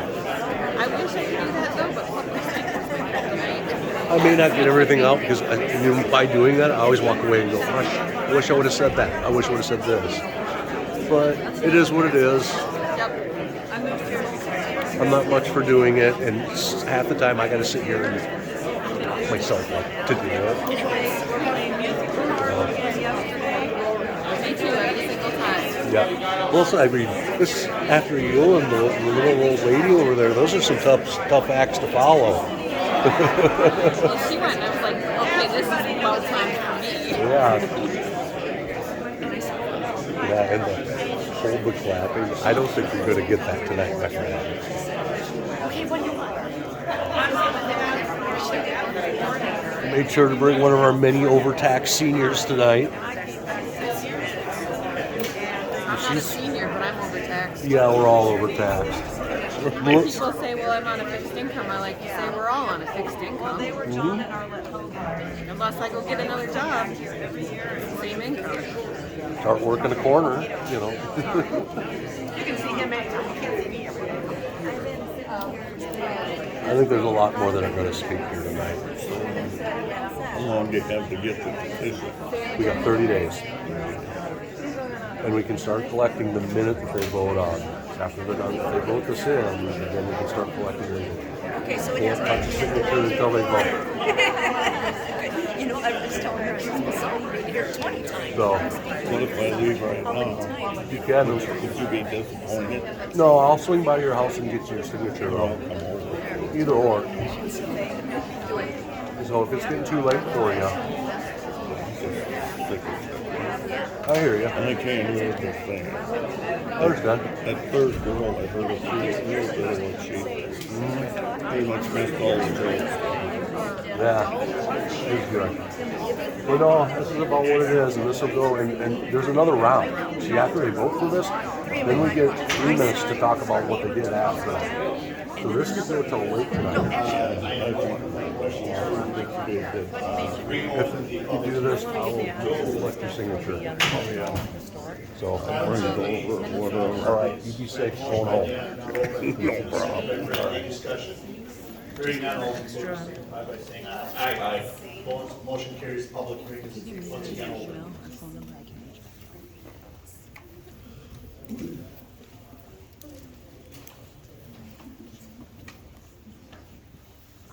Does anyone else wish to speak this evening?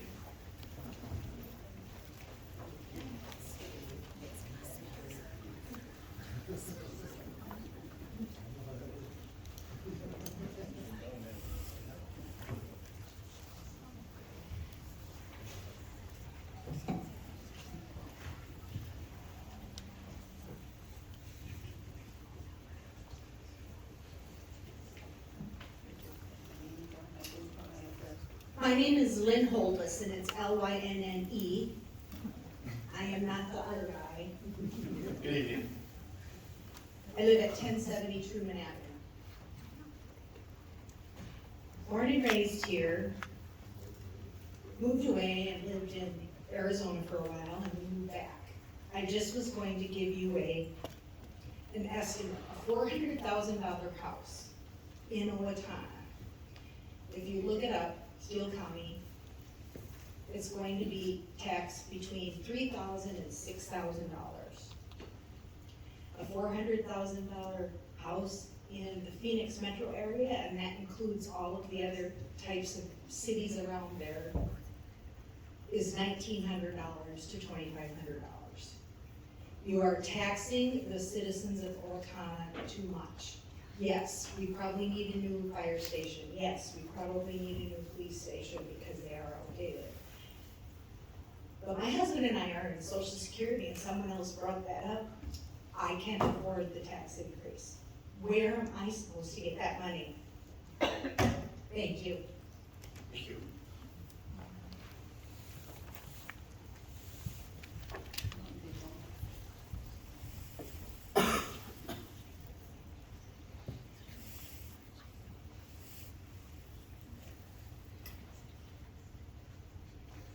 Tina Schaefer, Owatonna, Minnesota here.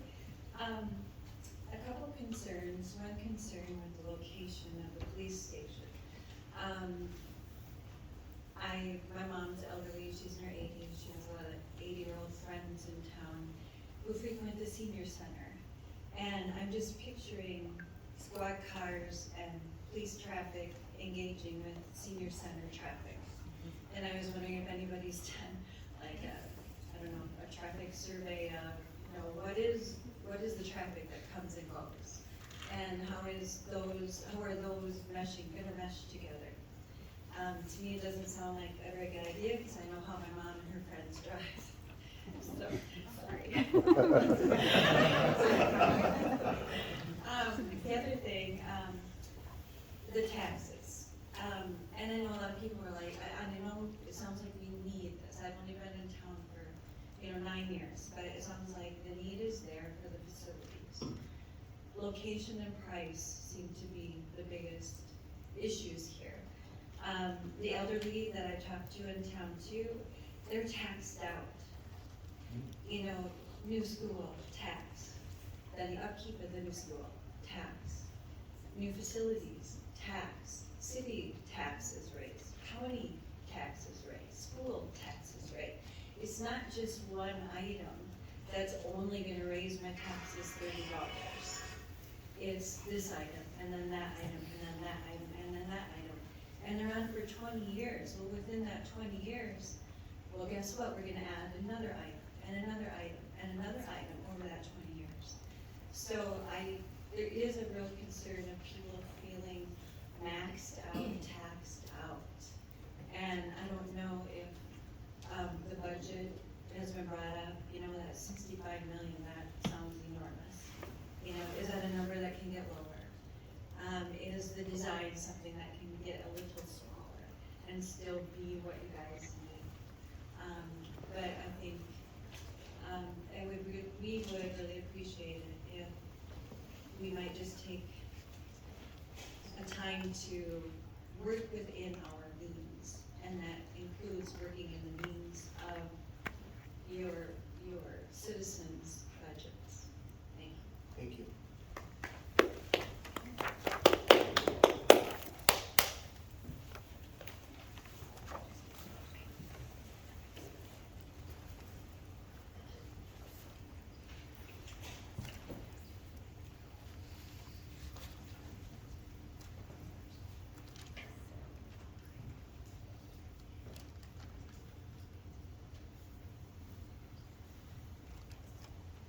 Hi, I'm Gail Jorgensen. I live at 249 East Main, right on the corner. I have a statue of St. Jude. That's the patron saint of EMTs, hospitals, police, and impossible tasks. I do not have the patron saint of tax collectors. That would be St. Paul. And here's the thing. I believe we could maybe find some compromises in all this. It's not totally impossible. A lot of of us are being taxed out. For me, if I don't get that front steps fixed, you know, I'm okay with it. If I have to pay that money to have a police, responsive police service. I came from Minneapolis. I've been through 2 riots in my lifetime, one as a kid in Milwaukee. So I appreciate what you guys do, I do. I just ask you guys to do what you can do to cut corners. You know, if we have to build a building that is not entirely finished off right away, you know, whatever we need to do, you know. Where Myrtle used the analogy of cars, I'm from Milwaukee, you know. It seems to me you have champagne tastes and we have a beer budget. So please, take this into consideration. I ask you to just be physically responsible. Thank you much. Thank you, Gail.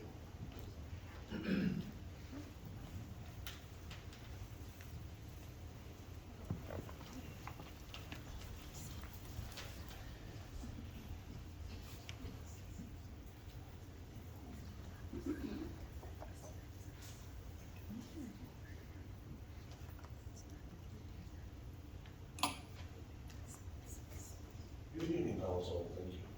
First, I'd like to stop out and thank the police, fire, guys, don't take this personally.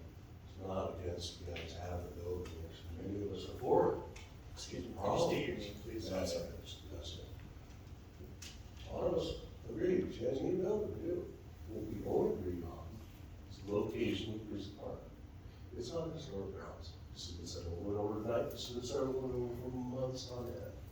You guys have had some ideas of alternative sites. Let's go back and revisit that. Fire department, where you guys want to move, no problem. But here's the idea.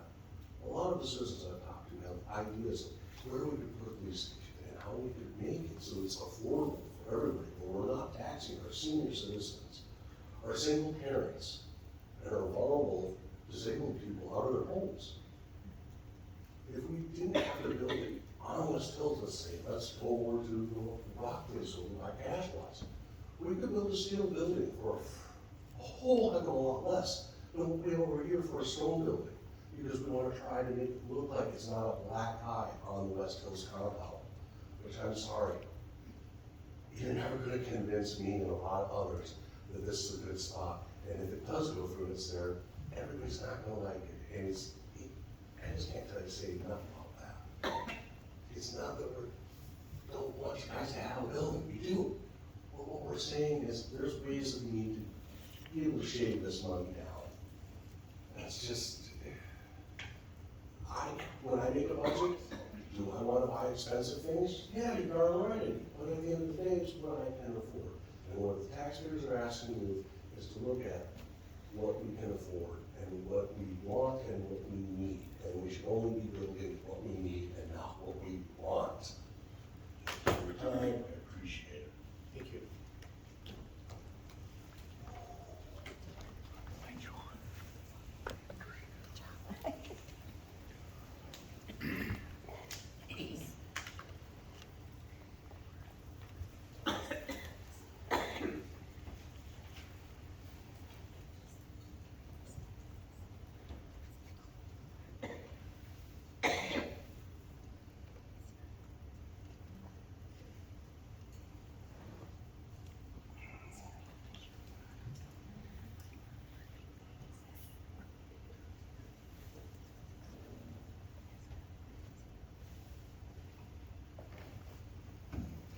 I've been standing so long, I wish I could sit on this table. Could you state your name, please, sir? Yeah, I'm sorry, my name is Lynn Underwood, I live at 1395 Inwood Place.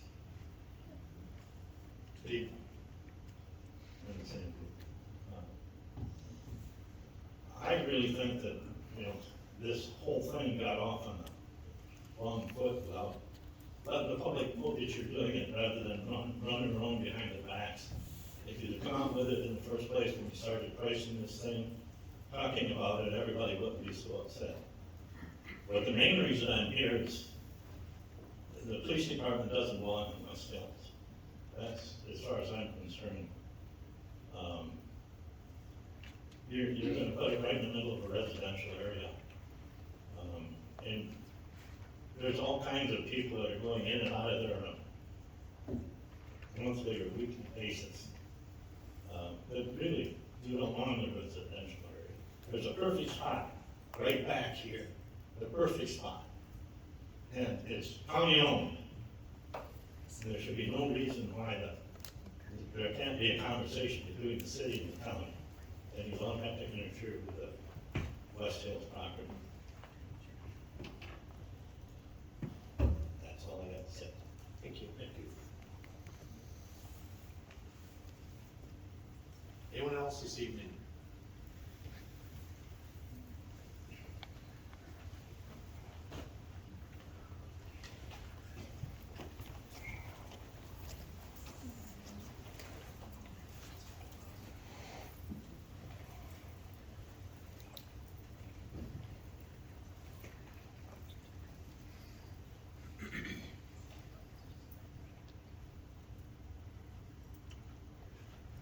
Thank you. To the fire service and law enforcement, state your name, please. Kurt Walker, 2045 Deer Trail. To the fire service and law enforcement, I don't think there's anybody in the room, anybody in the city that doesn't appreciate what you do. I think, do I think you need new buildings? Probably. But we need to boil down the numbers. Owatonna has a tax problem now. I can't tell you the number of potential people I've talked to that have thought about building in Owatonna.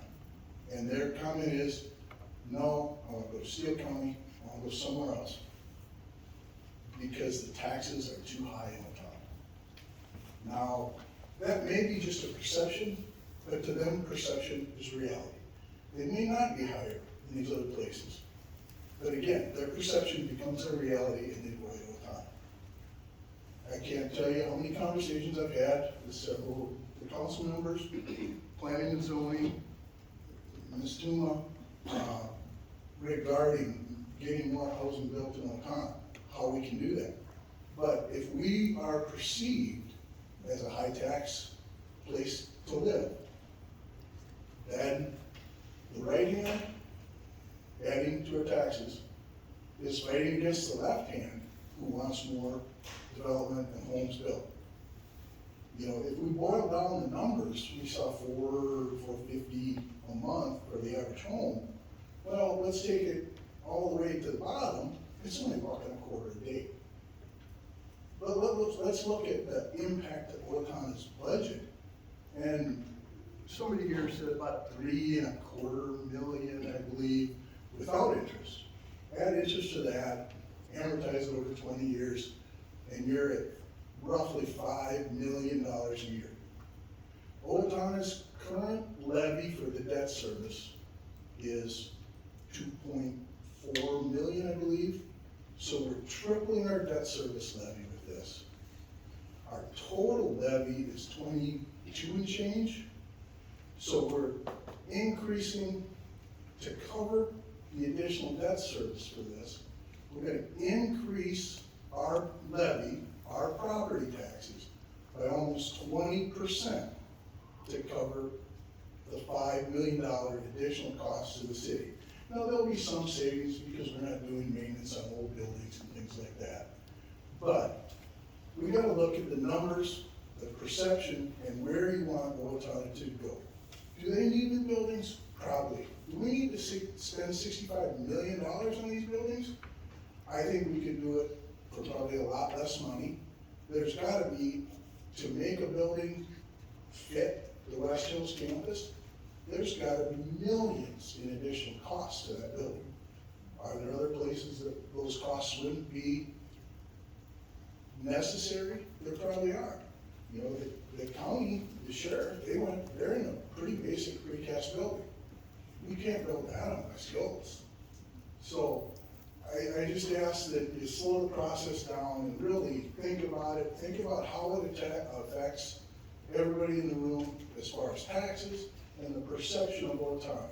We're already perceived as a high tax community, And we're gonna have to add a whole lot more to service the debt for this project. Thank you. Thank you. Anyone else?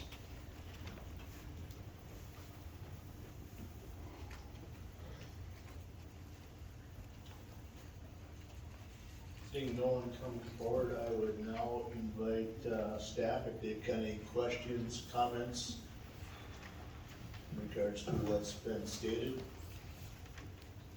I'll just clarify one thing, President Rainey, is I think it's important to note, we heard a lot about taxes and doing the right thing and being frugal with our dollars. And when we started this process, we came up with, I believe it was 6 or 7 guiding principles, and that was one of them. And sometimes doing the right thing isn't always the cheapest. And we are building these for the future. And there was a lot about the size of these facilities. And the facilities aren't bigger than what we need today. Maybe a bay, half a bay, I think, on the fire, right, guys? But what they are is being designed so they can be added on. And so trying to do that right thing for the future with building them so they can be added on and not a substantial. Same with police. It's building it for what we need today. But the way the structure is set up is to be able to add on to it when that time is there. So, and then we were compared to Burnsville. I think it's important to know that Burnsville has 2 fire halls, not just one. And they're putting on, I think right now they're on a $99 million police and city hall edition. And so we can't compare, we can always compare apples to apples, but we really are just building what we need today with the, doing the right approach of trying to build it so it can be used for tomorrow into the future. We are restricted in, or we build buildings for storms. We build buildings for police services that aren't stick buildings, and so they're not cheap. So with that, Chief or Fire, if there's any additional to add to it. I would just like to add, we appreciate the public comments, you know, you're heard, speaking from the heart, and we heard you. And I think the council has a difficult vote here tonight, but we put a lot of thought and consideration in this location. I know that seems to be a little bit of a sticking point for some of our residents, the location. So it is city-owned land. We put a lot of consideration into other land to purchase. We had to consider looking at purchasing private properties. We needed to be centrally located. And we felt, our steering committee that looked at this site, we felt like this was the best choice in that particular location on West Hills. So that's all I'd like to add. I feel like it will bring safety to the campus, not anything opposite of that. I'm welcome to speak to you further if you have any concerns about senior drivers, anything like that. I don't understand why that's gonna impact the safety of the campus. If you're worried about fast police cars leaving the site, the design is gonna put us up right near, just a few hundred feet away from State Avenue. And that's gonna be the most typical exit leaving the campus. These are public streets now, so the public is welcome to come through here. But I feel like the campus will be safer and the neighborhood will be safer. We have a resident that lives on Pearl Street, a neighbor of ours down at the law enforcement center. I spoke to him at our open house. And I said, do you feel safe or unsafe with us being in the neighborhood? And he said he doesn't really want to see us leave because he feels that the neighborhood is safer with the law enforcement there. So I invite you to knock on some doors down at the local police department and see if people feel safe with us there. If there's a problem with traffic, we are currently housed in a residential neighborhood, the way it is. So I kind of differ with some opinions on that. I do feel like the campus will be safer. So thank you for coming out, and thank you for your support, whether it's for or against.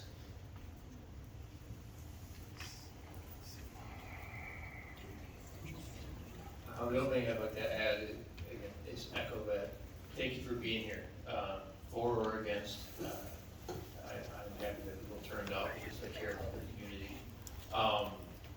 And I just ask that, just know that everything we're doing is designed this building so that we continue to serve the community. Any other staff comments? Hearing none at this point, I look for a motion to close the public hearing. Motion. Motion by Don to close, do I have a second? Second. Second by Doug. Any further discussion? Hearing none, all those in favor signify by saying aye. Aye. Opposed? Motion carries. We are now up to council questions. Any questions from council in regards to the public hearing? Other than thank you very much for coming out and expressing your opinion and for waiting here so long. We certainly appreciate it. Thank you. And don't ever hesitate to reach out. I would concur with Councilman Volpe. Thank you for coming out. Thank you for the people who have sent emails or text or gave me a call. So again, continue to give me your comments and concerns. Thank you. Any other questions? Okay. We now have a resolution before us, 1.2.1, resolution 29-26, 5-year CIP plan with intent to bond public safety facilities. And with that, I go to City Administrator Owatonna. At this point, I don't have anything to add, Council President Rainey. It is the resolution before you to move forward with the authorization to use this as bonding tool. It doesn't commit us to any action right now of using that money. That would come later in the spring. It's just one step in the process to get it to be able to go out to bid.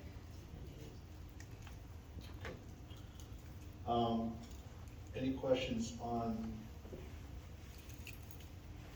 this resolution? I think the key point here is that Mr. Lee says it doesn't commit us to doing it, and it allows us to go out to seek bonds up to $65 million. So it does allow us to go and get estimates of what these facilities may cost.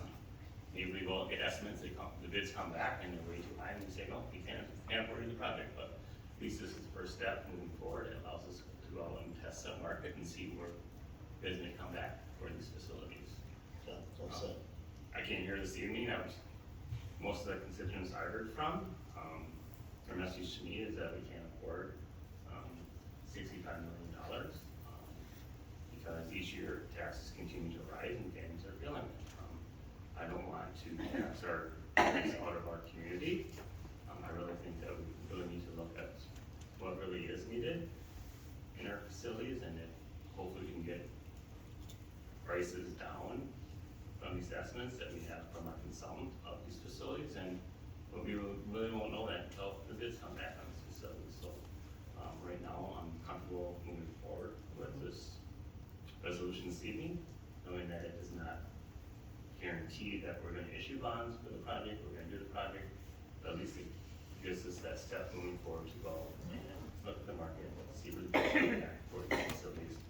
At that time, we as a council can make a decision, are we going to move forward with this project? But we'll agree that our police department, our fire department, they do need to have adequate facilities to function, to do their job correctly with the community, not just today, but also in the future. So our facilities are tired. We do need to refresh those facilities for our employees here at Owatonna. Thank you. Motions, now it's time.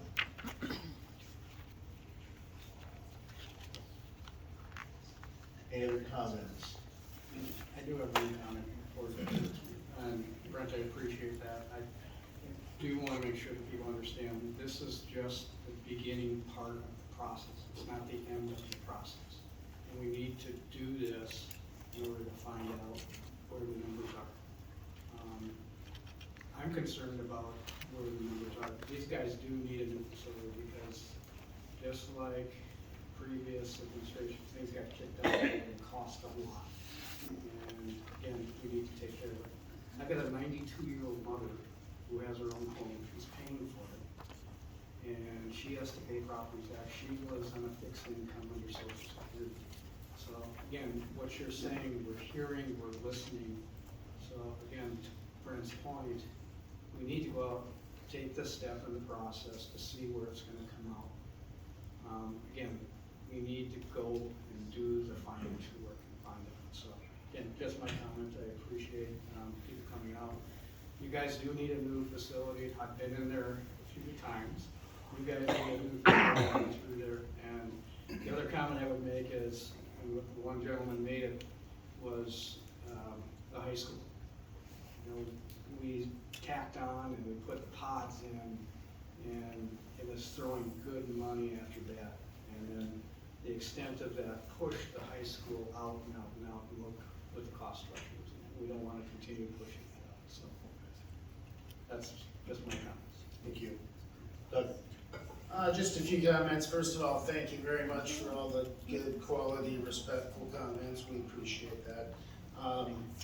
You know, one of the things you learn when you go to various CGMC, that's Coalition of Greater Minnesota Cities, different events they put on, the number one reason people love their communities is if they feel safe and secure. That's by far number one on the list when you go to those. Fortunately, we're in great shape right now. We have a great police force, awesome fire people. They helped some people today and did a great job from what I've heard, so thank you for doing that. I've said it many, many times, I'll say it again. The city has three things they absolutely have to do. We have to treat wastewater. That's very important. And we have to provide police, and we have to provide fire. So those are by far the most important things that we do in this group and in this city. The biggest question I have gotten from the public is why now? Now's not a good time. And I say, you know what, I absolutely agree. When is a good time? A good time would have been when they decided the old LEC at Main and Oak wasn't good enough. Build the police station then, that would have been a good time. I have an article here from 2007 Owatonna People's Press, Chief Ledoux asking the county and the city to get together and take care of this problem. He got no response and he left town. That was a good time, we could have done it, it would be paid for, we might be good putting an addition on now, but we wouldn't be looking at $60 million. So we just can't keep doing that. We just gotta quit that process, we gotta get it done. So that's my Thank you. For me, I also want to say thank you to the citizens that came out tonight and spoke for it and against it. And as other council members have said, this is just another step in the process. I know there were some questions in regards to, well, if you have it at $65 million, well, then everyone's gonna ask for more money and do that.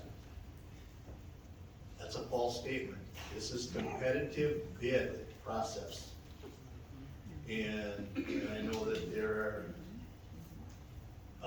developers in the audience tonight that they understand what a competitive bid is and how tight that market is. And so competitive bid, they fluctuate by $5. We've had it where we've had bids come in on road projects. And a company, they spent a lot of time putting these bids together, and they lost the bid by $5, a $2.5 million project. They got nothing because they were underbid by $5. And so the bidding process works. And again, this does not mean we're spending $65 million. This doesn't mean we're spending $10 million. This is just another step to see how this lands. Having no other comments, we have a motion and a second. All in favor signify by saying aye. Aye. Opposed, motion carries. Next up tonight is our mayor. Mayor, I know you've got a proclamation and a new board recommendation, so I will turn it over to you. Good evening, sir. Thank you, Council President Rain. First, I want to start with the proclamation. During the month of March here in Owatonna, we stop and pause to recognize the role that women have played, continue to play, and will play in advancing our city, our state, and our nation's development. in their role as pioneers, educators, activists, entrepreneurs. They fight tirelessly to make this a better place for all of us to live and to work. And with the Owatonna Business Woman of Achievement event coming up on March 14th, this is especially poignant, where we recognize awards for young careerists, a lifetime achievement recipient, and all the great nominees for the Woman of Achievement. So it is my pleasure to declare March 26th to be Owatonna Business Woman of Achievement. I think we have some ladies here representing OBW here tonight, so I'd like to present you with this proclamation.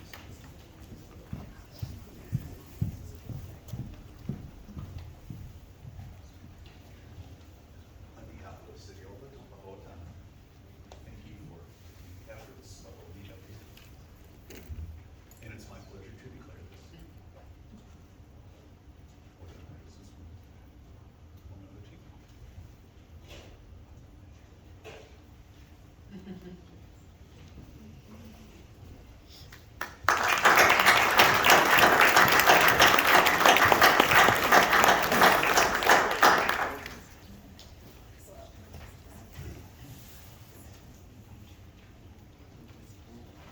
Mr. Mayor, I need to interrupt your second item. I apologize. I thought we had a motion in a second, that was to close the public hearing, then rather than questions, we went into comments. So, so with that, I need a motion in regards to resolution 29-25. 26, I'm sorry. 29-26, looking for motion to approve. Motion to approve. Motion by Doug to approve, do I have a second? Second. Second by Dave. Any further comments? Yes, Dan, vote. I've got a few things. Number one, no matter how we vote tonight, the needs don't go away. Whatever figure we come to, we still have two glaring holes in our community for our safety folks. And then just, if we were going, no, it's not gonna go away. What we have to figure out is, and if not now, when? When my kids are here? Not now, when? Location and the dollars. After we see what the guys that pour the cement and pull the electrical wires and plumb the buildings, after we see what they say it's gonna cost, instead of a consultant. You know, these consultants are pretty accurate, but maybe not that accurate. I think we have to take the next step to see what it's really gonna cost. And again, like I say, if not now, when? I will be voting yes for this tonight. So now we do have a motion in a second, sorry about that, council. All in favor signify by saying aye. Aye. Opposed, motion carries. Mr. Mayor, back to you. Thank you, Council President Rainey. With two recent resignations from the Human Rights Commission, interviews were conducted, and I am happy to advance the names of Gretchen Zinsley and Sam Bendorf to take those open seats on the Human Rights Commission. With that, I look for a motion to approve those two people. Motion by Don to approve, by the second. Second. Second by Brent. Any further discussion? Hearing none, all those in favor signify by saying aye. Aye. Opposed, motion carries. President Rainey, can we just take one moment to switch out staff? Up with the guys here. Just, not even a bow, just a quick. Absolutely. Thank you. Can I do the swearing in person? Yeah, can we get a picture? Oh, I'm standing here for 2 hours. Yeah. No. Oh, yes, I'm sorry, yes, Mayor. Sam and Gretchen, if you would please step forward.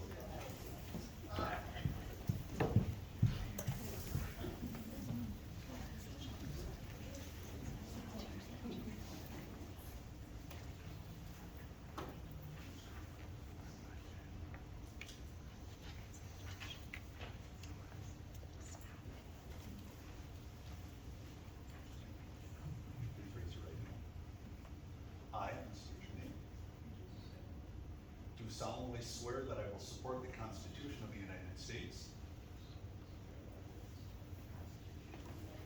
the Constitution of the State of Minnesota, the laws of the City of Owatonna, and I will faithfully and impartially discharge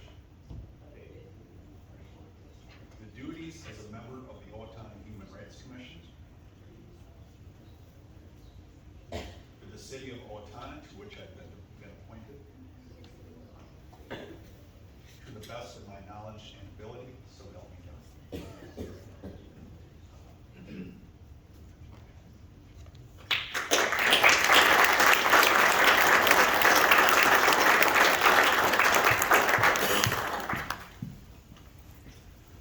Okay, at this point, we will turn over to the council chambers.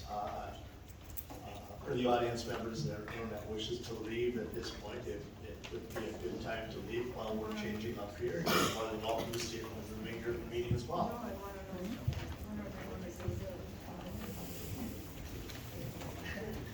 I know you. You got yours? Okay, well, mine's floating around here somewhere. Okay.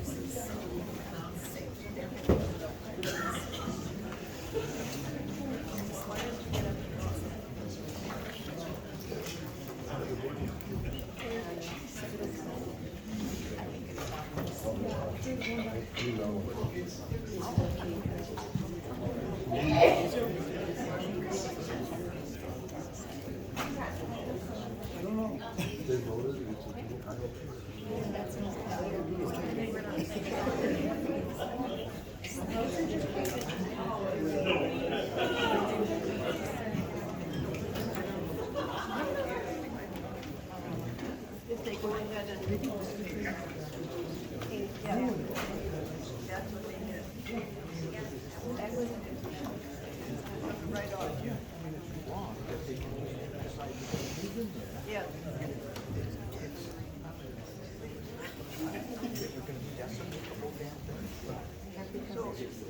So you know, they're going to have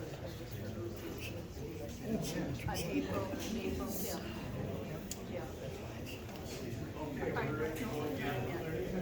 First up tonight is the consent agenda item. The consent agenda consists of city council meeting minutes, other board and commission minutes, licenses, permits, and miscellaneous items, all grouped together for the council to review prior to the meeting and vote on collectively. With that, I will entertain a motion on this consent item. So moved. Motion by Dan to approve the consent. Do I have a second? Second by Brent. Any further discussion? Hearing none, all those in favor signify by saying aye. Aye. Opposed? Consent agenda is approved.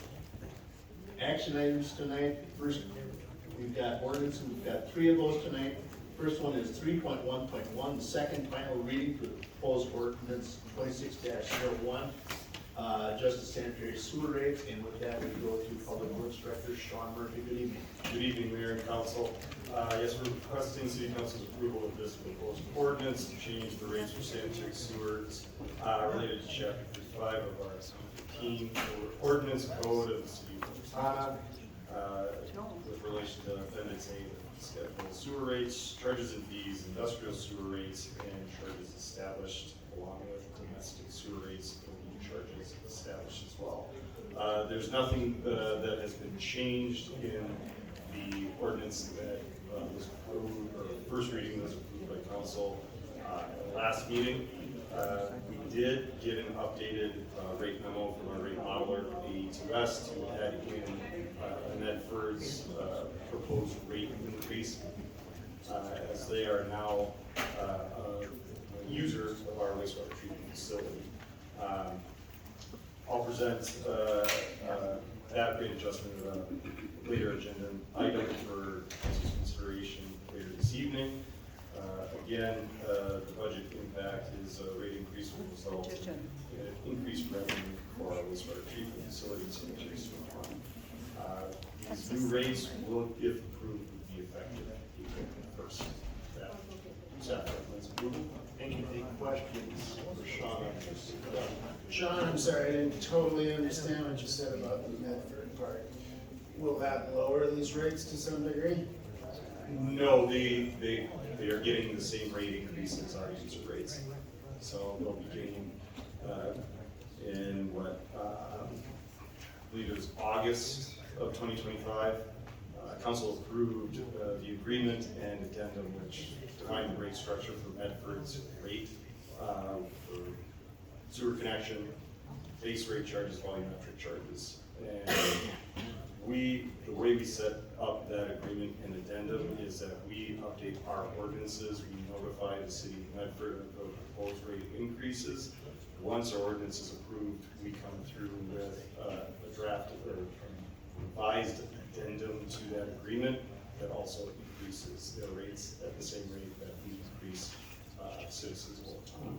Okay, just one quick thing, can you give us an update? I think that's up and running now, is that accurate? Yep, for about 2 weeks now. I think they ran 10 days in February. Smooth? Only a few so far. Okay, good, thank you. Any other questions for Sean? Hearing none, I look for a motion to approve. So moved. Dan to approve, by a second. Second. Second by Dave. Any further discussion?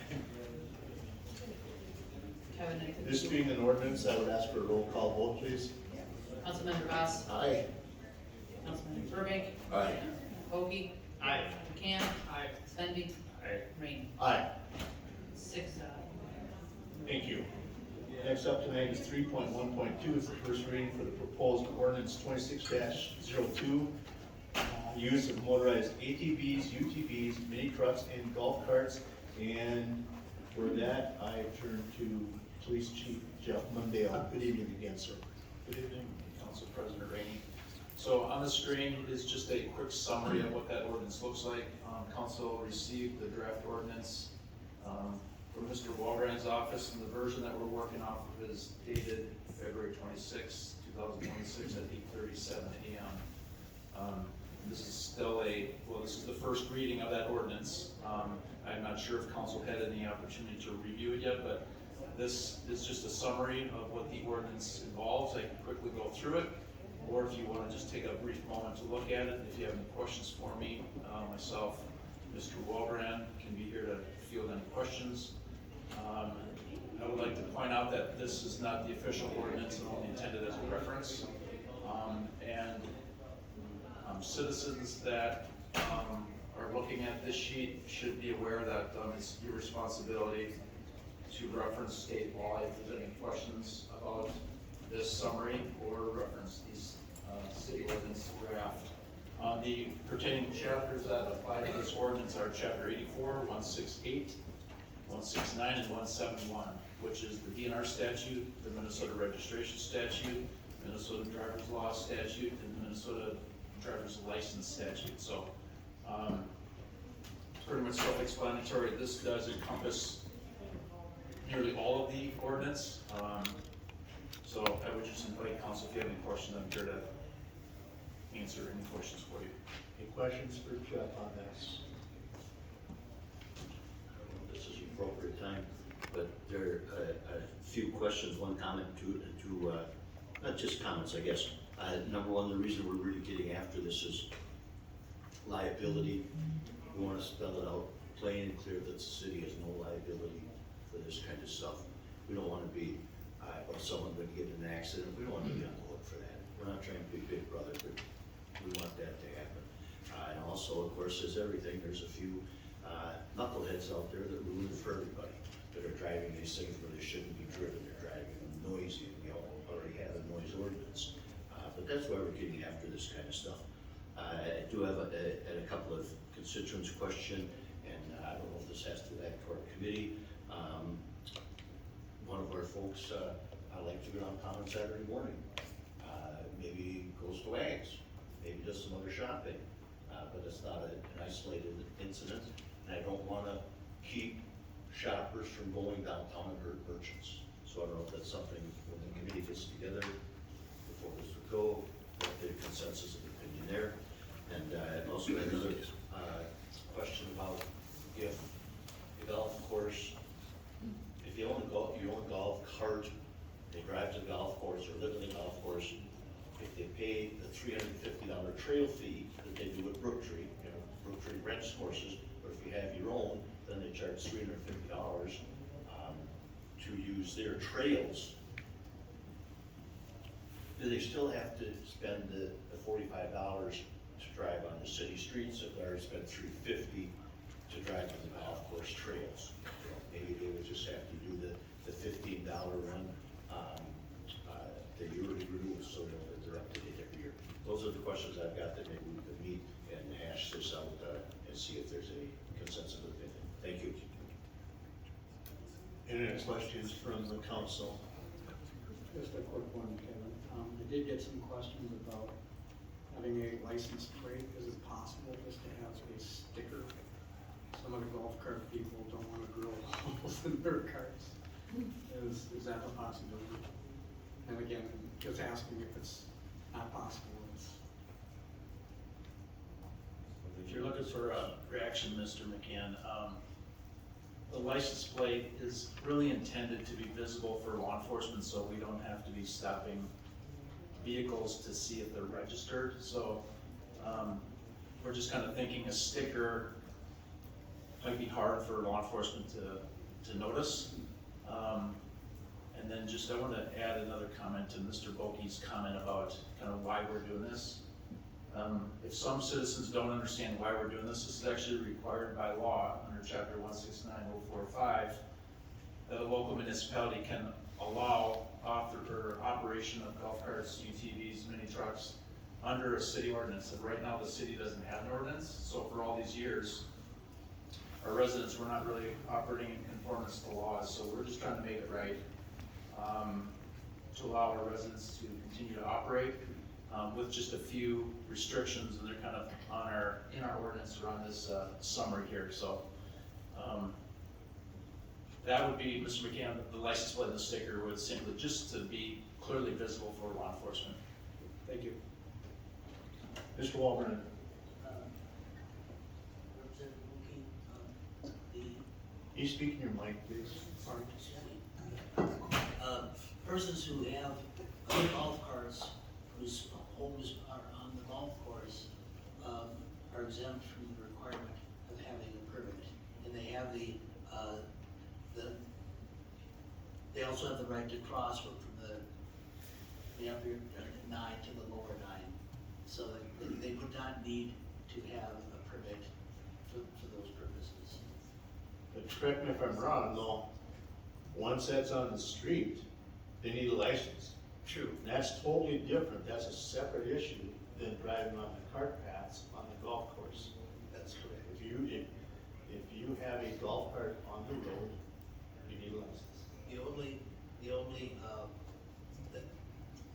The crossing between the upper 9 and the lower 9 is a crosswalk that's deemed to be part of the course. Yes. Yes. Any other questions? Brent? I think what Mr. Volk was trying to get at was those people who buy the pass at the golf course, that they should also probably get this permit included in that pass to the golf course that we were referring to. Yes. Yes. Yes, they don't. I would be in favor if that person was paying that $200 some for the golf course. I think they should be able to get this permit at no cost because they're paying whatever it was, $200, $300 for the $350 for the golf course. And I would disagree with that because you're talking about two different things. That $250 entitles them to have their cart on the cart path on the golf course. But what this ordinance is the right to have your golf cart on a public street. A lot of people that are driving a golf cart from their house to get to the golf course, so they're spending money at the golf course.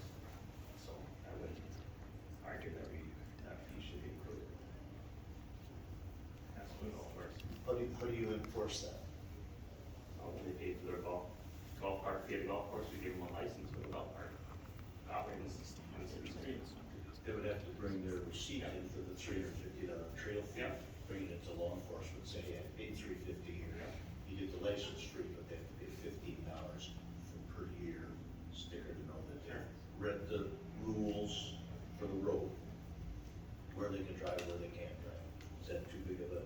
So my question then is for Mr. Mondale and Mr. Walbrand, is Is this something that can be looked at and an addendum made before the second hearing in 2 weeks? We can visit about that. Okay, thank you. Just to comment on that, it sounds like the golf cart pass is a yearly fee. Yes. And the registration for the golf carts for recreational use or driving on city streets is a 3-year fee. Something to consider.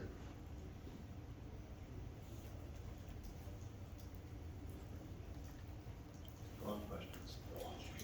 Just for the public, this, I have extra pages here if you wish to come up and grab one for reference or for home. This is not in the city council packet, I just delivered this for this presentation here, so if you would like a copy, you're free to come up and grab one. Any other questions from council? Brent? One more question. Yes, sir. So the revised ordinance that we got talked about a dealer plate. Yes. And I see next we're gonna adopt a fee schedule for these vehicles. Okay, do we have a separate fee for the dealer plate? Yes, Mr. Mondale, can you address that?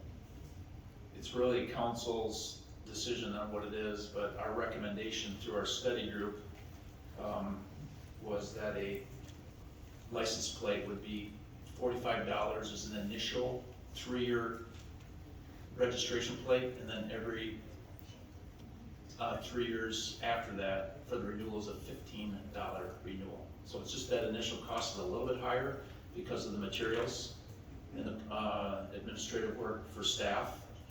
As far as the dealer goes, yes, I guess it really, I would say at least recuperate your cost of your license plate, and I don't think there necessarily needs to be a expiration on it. Probably no different than an auto dealer, I would imagine. I don't think there's an expiration on their plate, so that could be an additional question that we could work out how you'd like to assess that fee schedule. Okay, thank you. Any other questions? Hearing none, look for a motion to approve. So move. Motion by Dan to approve, do I have a second? Second. Second by Brent, any further discussion? I would just like to add that we appreciated the input from some of our local dealers. They were helpful. They reviewed all this with us and ironed out a few things, so that was really helpful. I appreciate that. Well said. This being the ordinance, I would ask for a roll call vote again. Councilmember Voss, Aye. Bird, Bank, Aye. Bulky, Aye. McCann. Aye. Svendy. Aye. Ramey. Aye. We have 6 votes for the year. Thank you. Next up is 3.1.3, the first reading of proposed ordinance 26-03, permit fee for golf carts, ATVs, UTVs, and any trucks. Once again, Chief Mondale. I didn't know I was presenting on this. Well, the study group was recommending, well, it's on the board, that initial plate 3 years was $45, good for 3 years, and that's the statutory limits by the state. Municipalities can go up to 3 years, but nothing more, but they can go less. And then the renewal is $15, good for 3 years.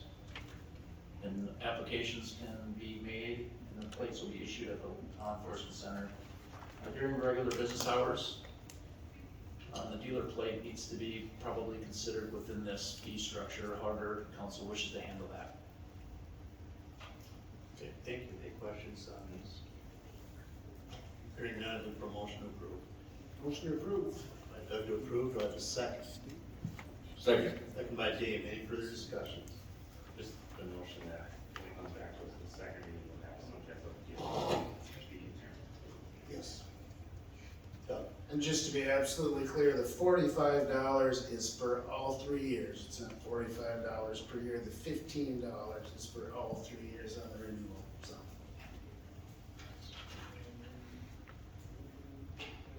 So we have a motion and a second. Any further discussion? Can I clarify one thing to Cindy? Is the ATV, UTVs at $45, that would be the dealership? So it would still apply, I just want to make sure we got it clear. We talked about just charging the cost for the plate itself would be the cost of the dealer plate, is what I heard. 40, so we'll list it in there. Okay, I just want to make sure. Whatever that number is, yeah. Okay,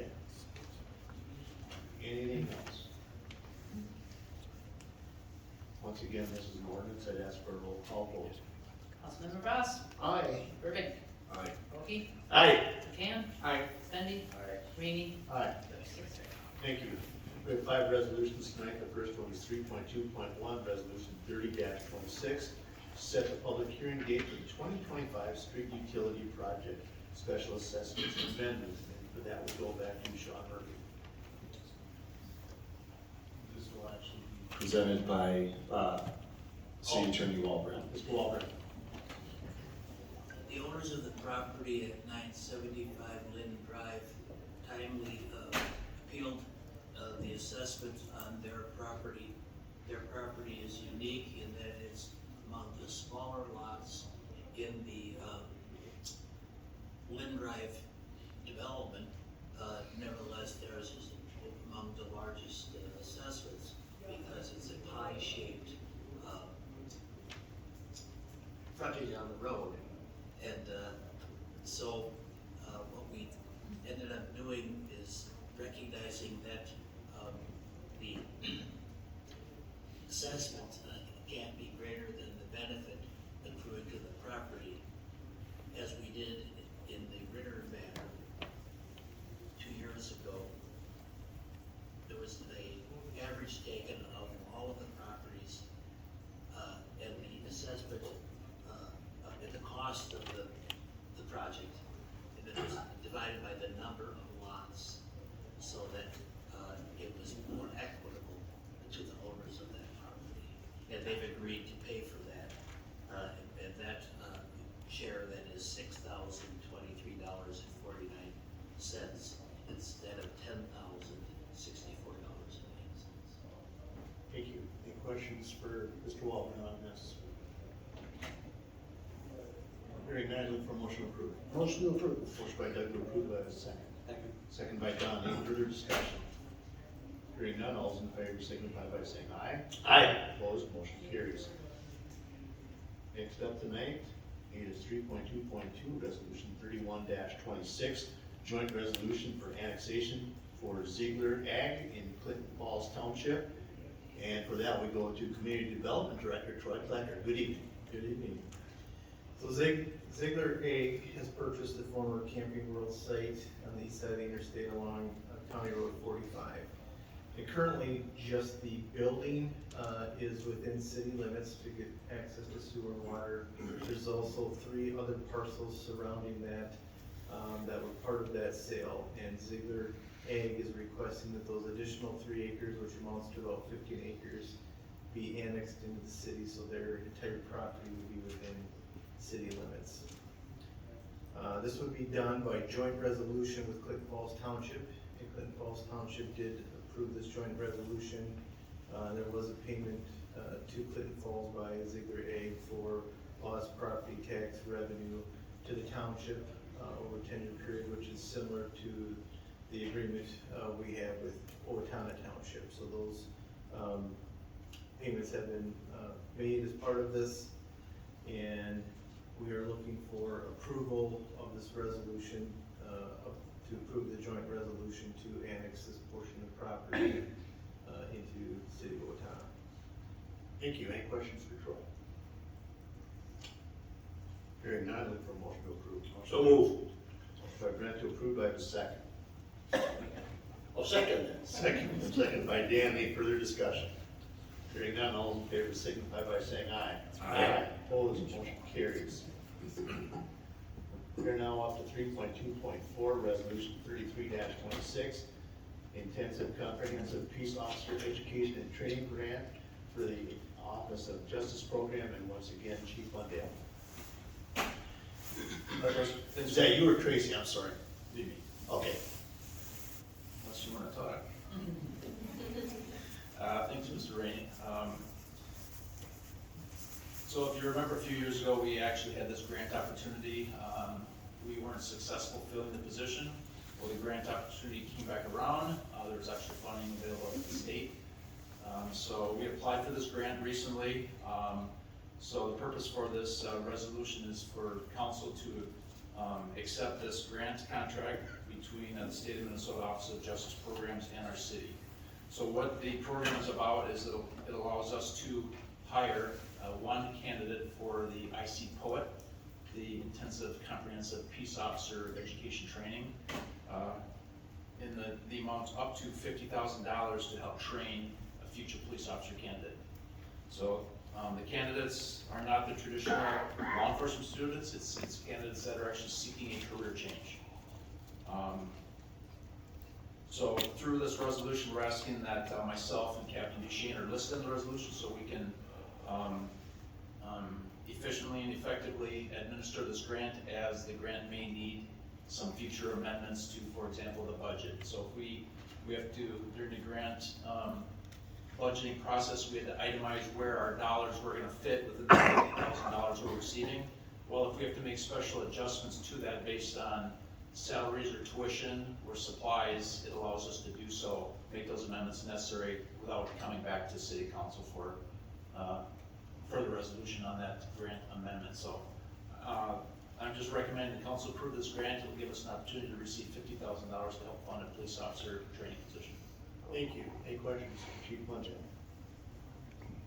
Hearing none, for a motion to approve.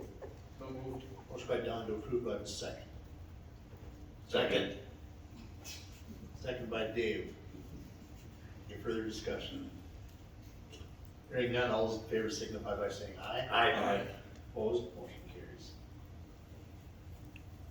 We're now up to resolution 3.2.5, 34-26, memorandum of understanding with the International Union of Operating Engineers, local number 70. And we go to Rachel Boss, our HR director. Good evening. Good evening, or should I say good night? We're getting kind of late. So I'm looking for the approval of our MOU between the City of Owatonna and our IUOE Local 70 labor agreement. So as a result of the wastewater treatment plant expansion, we've identified that we need to clarify and update the job titles in the progression pathway for our wastewater series positions.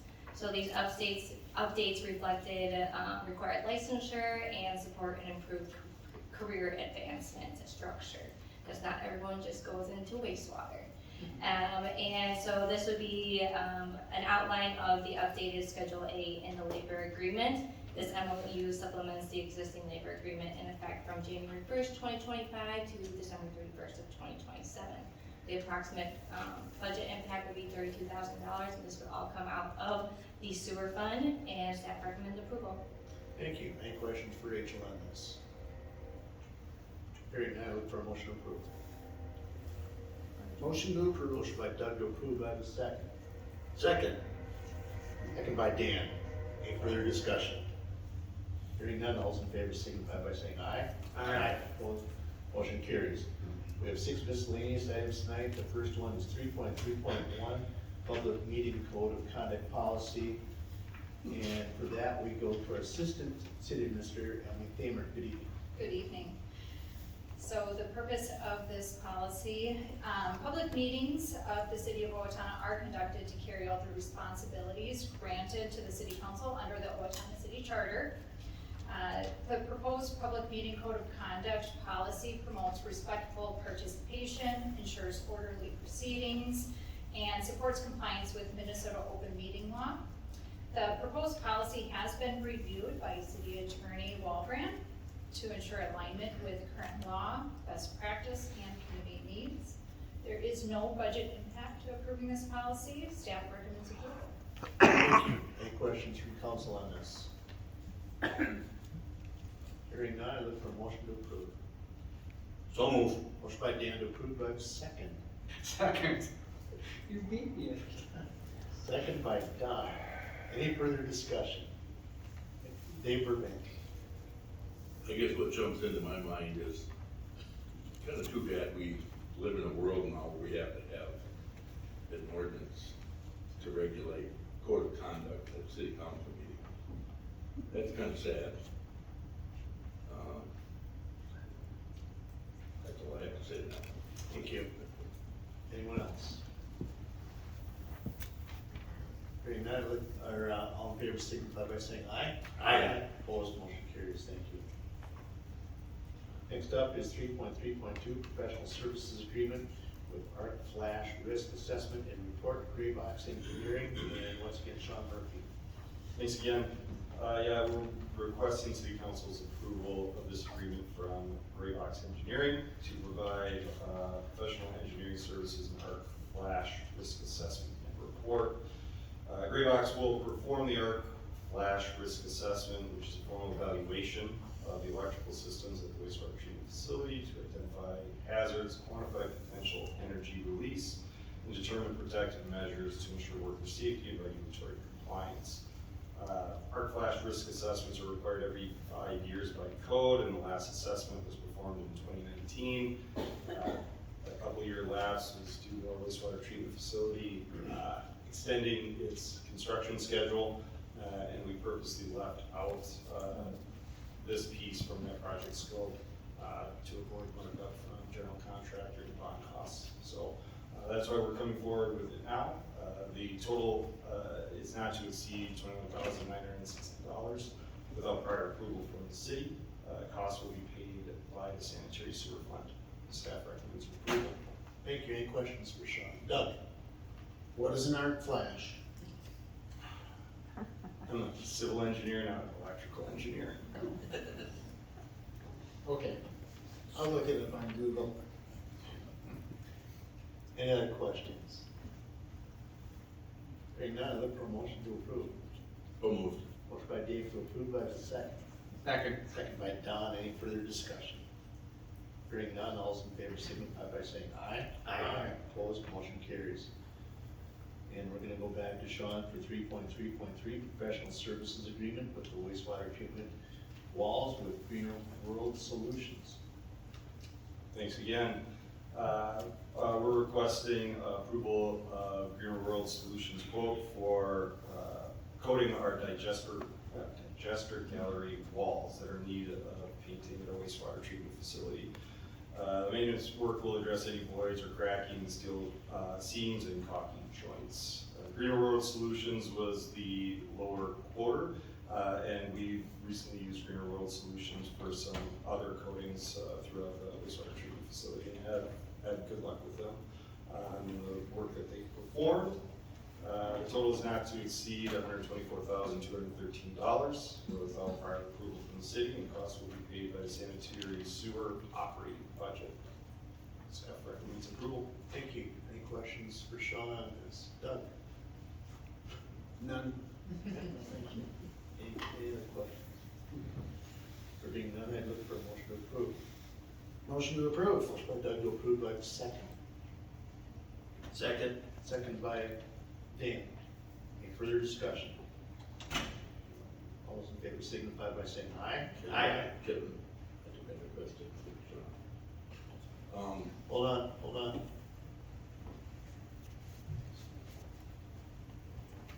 Get a second already? We have a motion, a second, and yes. Okay. All those in favor signify by saying aye. Opposed, motion carries. Now up to 3.3.4, agreement with 3950 West Bridge Street Lift Station electric panels with integrated process solutions, and once again, Sean. Thanks again. We're requesting council's approval of this agreement with IPS to provide materials for our 3950 West Bridge Street lift station control panel and SCADA integration. This is our 6th lift station panel rebuild or replacement that we've gone through. We're systematically going through all of our lift station panels, and we put together a quoting process where IPS was the initial low bidder in providing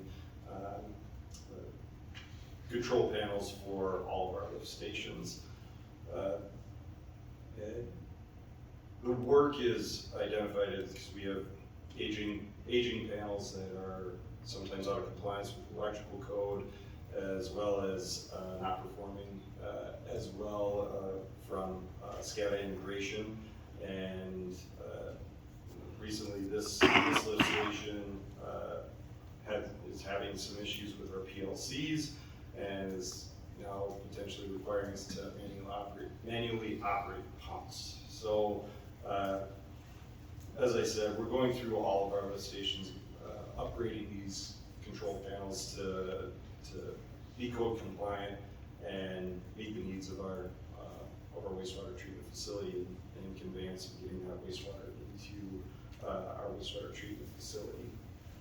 The cost for this lift station control panel is $74,495. And the cost will be paid for our wastewater enterprise fund as a capital improvement. Staff recommends approval. Thank you. Any questions for Sean on this? Brent?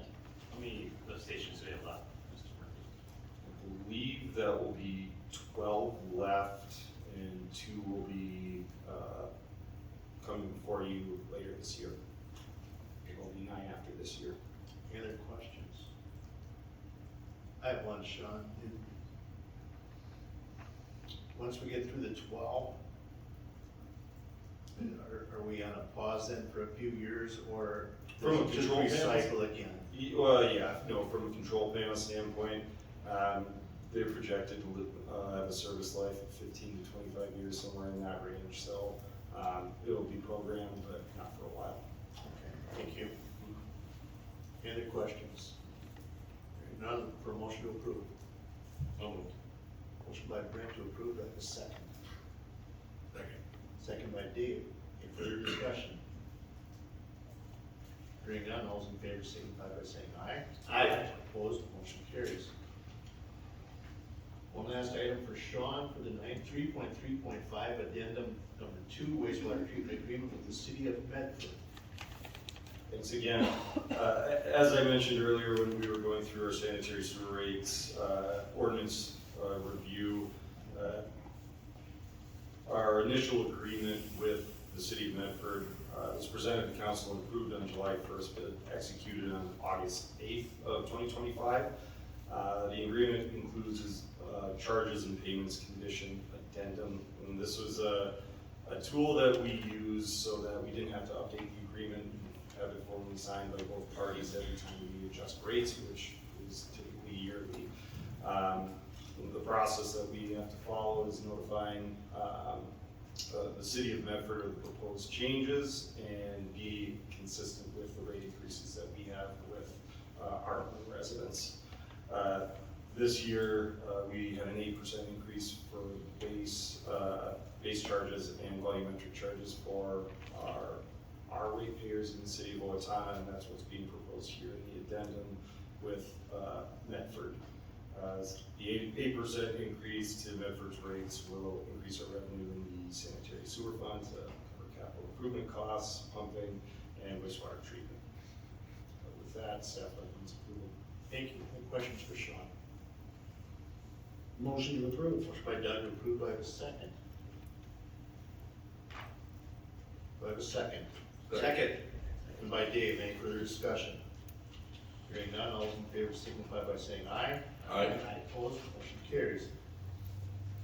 Final miscellaneous item tonight is 3.3.6, professional services agreement, data request consultation with Kennedy and Graven, and we go to Janet to move that. Thank you. Yeah, the city occasionally engages in professional services to ensure that we meet our deadlines. This engagement letter for our legal services is to help us manage some recent public data requests and a petition that we received. And so with that, the rates are outlined in the letter for the attorneys and other staff. And with that, staff would recommend approval. Thank you. Any questions for Janet? Hearing none, I'd look at a motion to approve. I'm a little confused with this.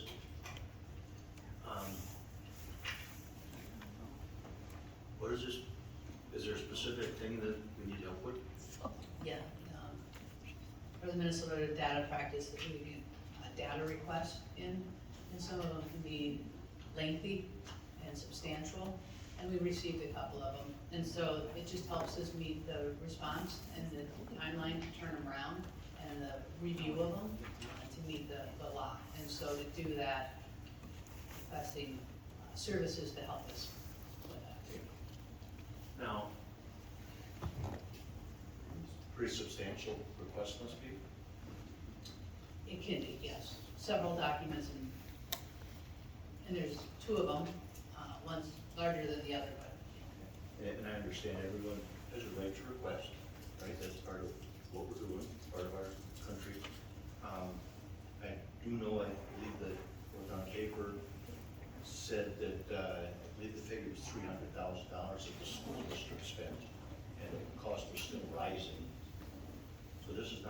Okay. I don't know how our request compares to their request, but everything costs money. I know the school district spent over 300 according to the people's press, so I hope we can handle it. Our responsibility to respond to them, so we're just trying to do it timely.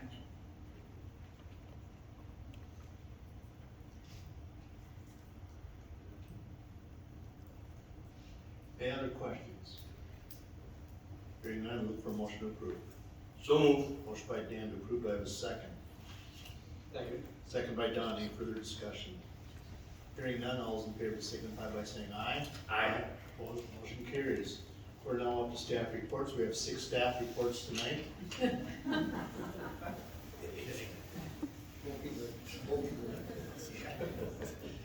We're now up to public comment, please limit your comment to 3 minutes. Approach the microphone, sign in, and state your name and address for the record after being acknowledged by the council president. Speakers will be limited to 3 minutes to deliver their comments. Council Vice President Boss will be timing and hold up a hand after 2 minutes 45 seconds to notify the speaker. They have 15 seconds to complete their comment. Those speaking are asked to conduct themselves in a respectful manner as they deliver their comments. Audience members are asked to refrain from reacting to comments. City Council will not respond directly to comments in this meeting or take immediate action in response to them. With that, public comment is now open.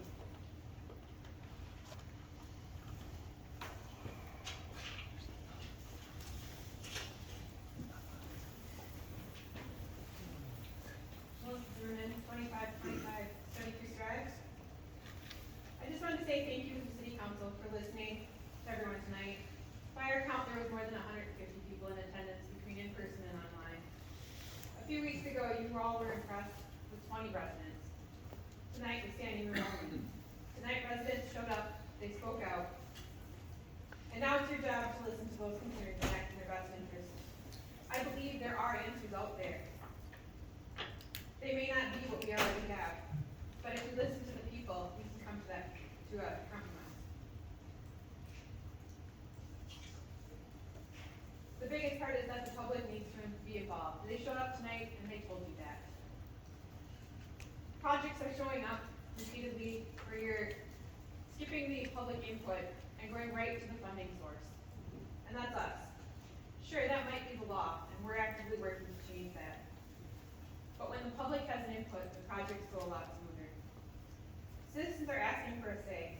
They're speaking loudly, and they're using their right to do so. Residents are organized and they're prepared, and now there is a reverse referendum petition circulating.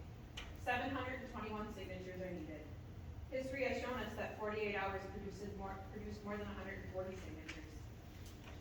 Please consider the needs of your constituents. I thank you for listening, and please continue to do so and put your residents' needs first. Thank you. Anyone else this evening?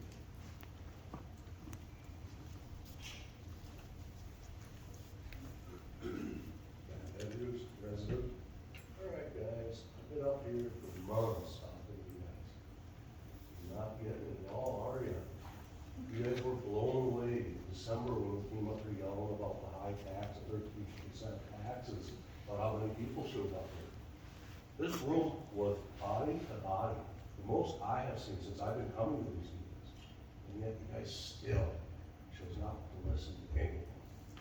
All I gotta say, man, really, it's not that hard. Just listen to the taxpayers, hear us, and actually do what we're asking you to do. And not tax the living daylights out of us, not put it on historic land. It's not that hard.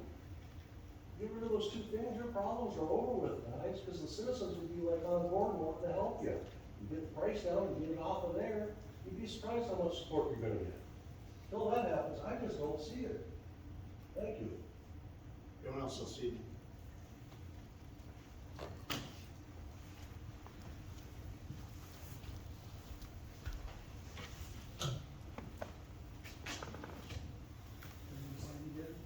Yes.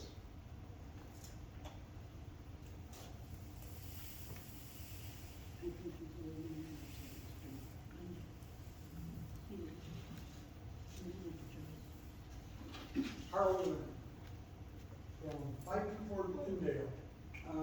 One thing I forgot to mention mentioned a little earlier, I've given suggestions the last couple of months of where it could be. One that somebody mentioned to me recently was the area north of where the old Hardee's was, and waste management, recycling.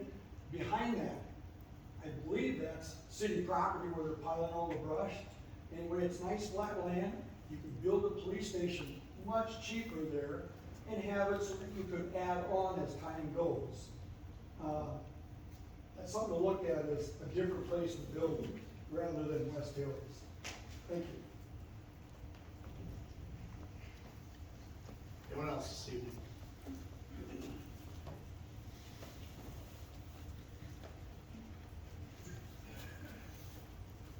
Conference 716 13th Street Northeast. In other capital improvement plan, there is news.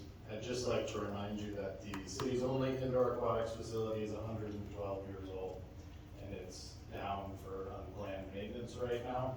So I look forward to your continued support for our community center project when the time comes. Thank you.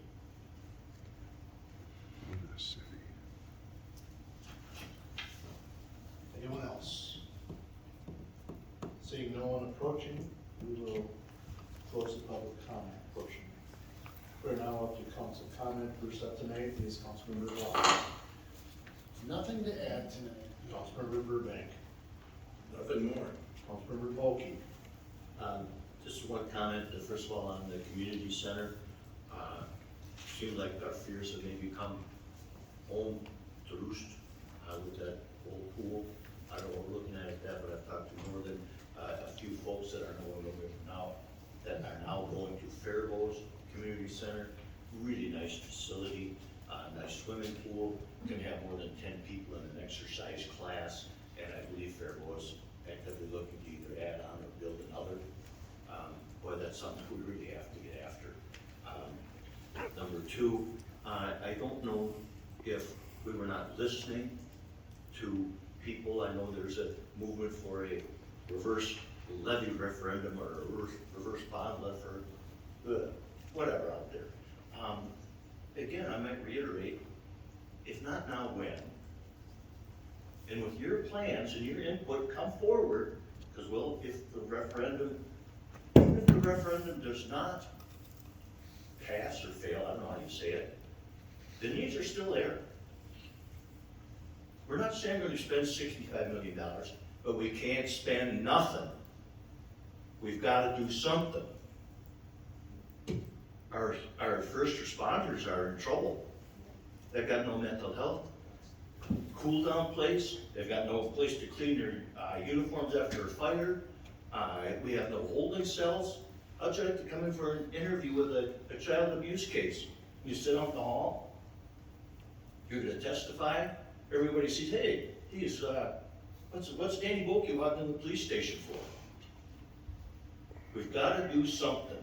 So, however this bond referendum thing goes, come join us with your ideas. We'll figure out location. We'll figure out the money. But we've got to do something. You can't do nothing. And if you're committed to doing nothing, come down to the facilities and see what it's like. Every city is in the same situation that we're in. Every city. Everyone wants to build a gazillion homes. Everyone wants to have community centers and whatnot. But we can't do nothing. So folks, come forward. Tell us how we can build these. Tell us how we can keep our first responders safe so they can protect us. Come and help us. However this flip-flops, you know that we'll have meetings. Get on the sites, figure it out. When are they going to be? You can't just sit there like children saying, feed me, feed me. You guys got to get involved. You know how to do that. Some of us know how to do that and get involved. But it's a two-way street, this transparency stuff. And you got to get involved. You can't just let us sit here and spend 2 years going through a dozen or more locations and then come up here and go, we ain't going to pay. We've done our due diligence. We've gone after that. That's what they elected me for. Come up and help us then. Figure things out for yourself. It's all out there, when we're gonna meet. But don't just sit there and take our 2 weeks worth of effort and say, no, we're not gonna pay. Because we have to do something. And whether that something is quit mowing parks, quit fixing streets, it's just limited to what we can do, right? We can figure out location, we can figure out the money that we're gonna spend. Doesn't mean we're spending 65 mil. But come and help us, don't just shoot from the cheap seats. I'm open, my phone number's out there, I'll meet with folks, whatever. Enough. Councilmember McCann. Proceed after that. No, again, I think Dan has kind of hit it on the head. I mean, we have to pay for this somehow. I mean, tax dollars are the only thing we have. It's pushed down from us, from the state. For the police and fire station, the city council, the administration went up to the state and asked, and the state said no. So then it falls on us. What are we gonna do? We're gonna have to pay for it somehow. I'm sorry, I'm a taxpayer too. Everybody sitting up here is a taxpayer. I don't want my tax to go up, but again, the 3 things that Councilman Boss talked about is you wanna be able to fresh water, you want a safe place to live, you want good streets. And this is part of it. So again, thank you for your comments, but I'm sorry, your taxes are gonna go up. I wish they weren't. I don't want my taxes going up for my mother. It's gonna happen. I'm sorry. I mean, Dan from Elders gave us some options, and every year I do that. I get a tax rebate for my mom. It's not, $1 for $1, but there's some alternatives, so, again, that's my comments. Thank you. Councilmember Spenby. Nothing. Can't follow that up. Mayor Jessup. You wanna stay till 10? You got 5 minutes. I don't. Nothing more to add. City Administrator Tuma. No, we're all kind of slurring here. I just have one, I want to just address the location that was brought up about north of Kmart Center, that we do, the city does own some land there. Our city portion is not large enough. We looked at the additional land next door, and that's not for sale or that had an interest in being it, so the site is not big enough for what we were looking at. We looked at probably 13 different sites with 26 different renditions of those sites, and so, again, we did a lot of work in this too. Best they could come up with, are you kidding me? Yeah, for me, there was also a question in regards to the Rudolph Nature Center. That land was given us to the city of Owatonna by either the DNR or the state of Minnesota. I don't recall which one. One of the stipulations was you will not put buildings on it, so that is Historical land. cannot happen there. There was a question earlier tonight in regards to, we talked about new parks. We did not talk about new parks. That was a study session on park dedication fees or what we do moving forward when we have new developments. There was never any discussion whatsoever about building new parks. No other business before us tonight. Look for a motion to adjourn. So, motion by Dan. Second by Brent. Any discussion? Hearing none, all's in favor signify by saying aye. Aye. Opposed, motion carries.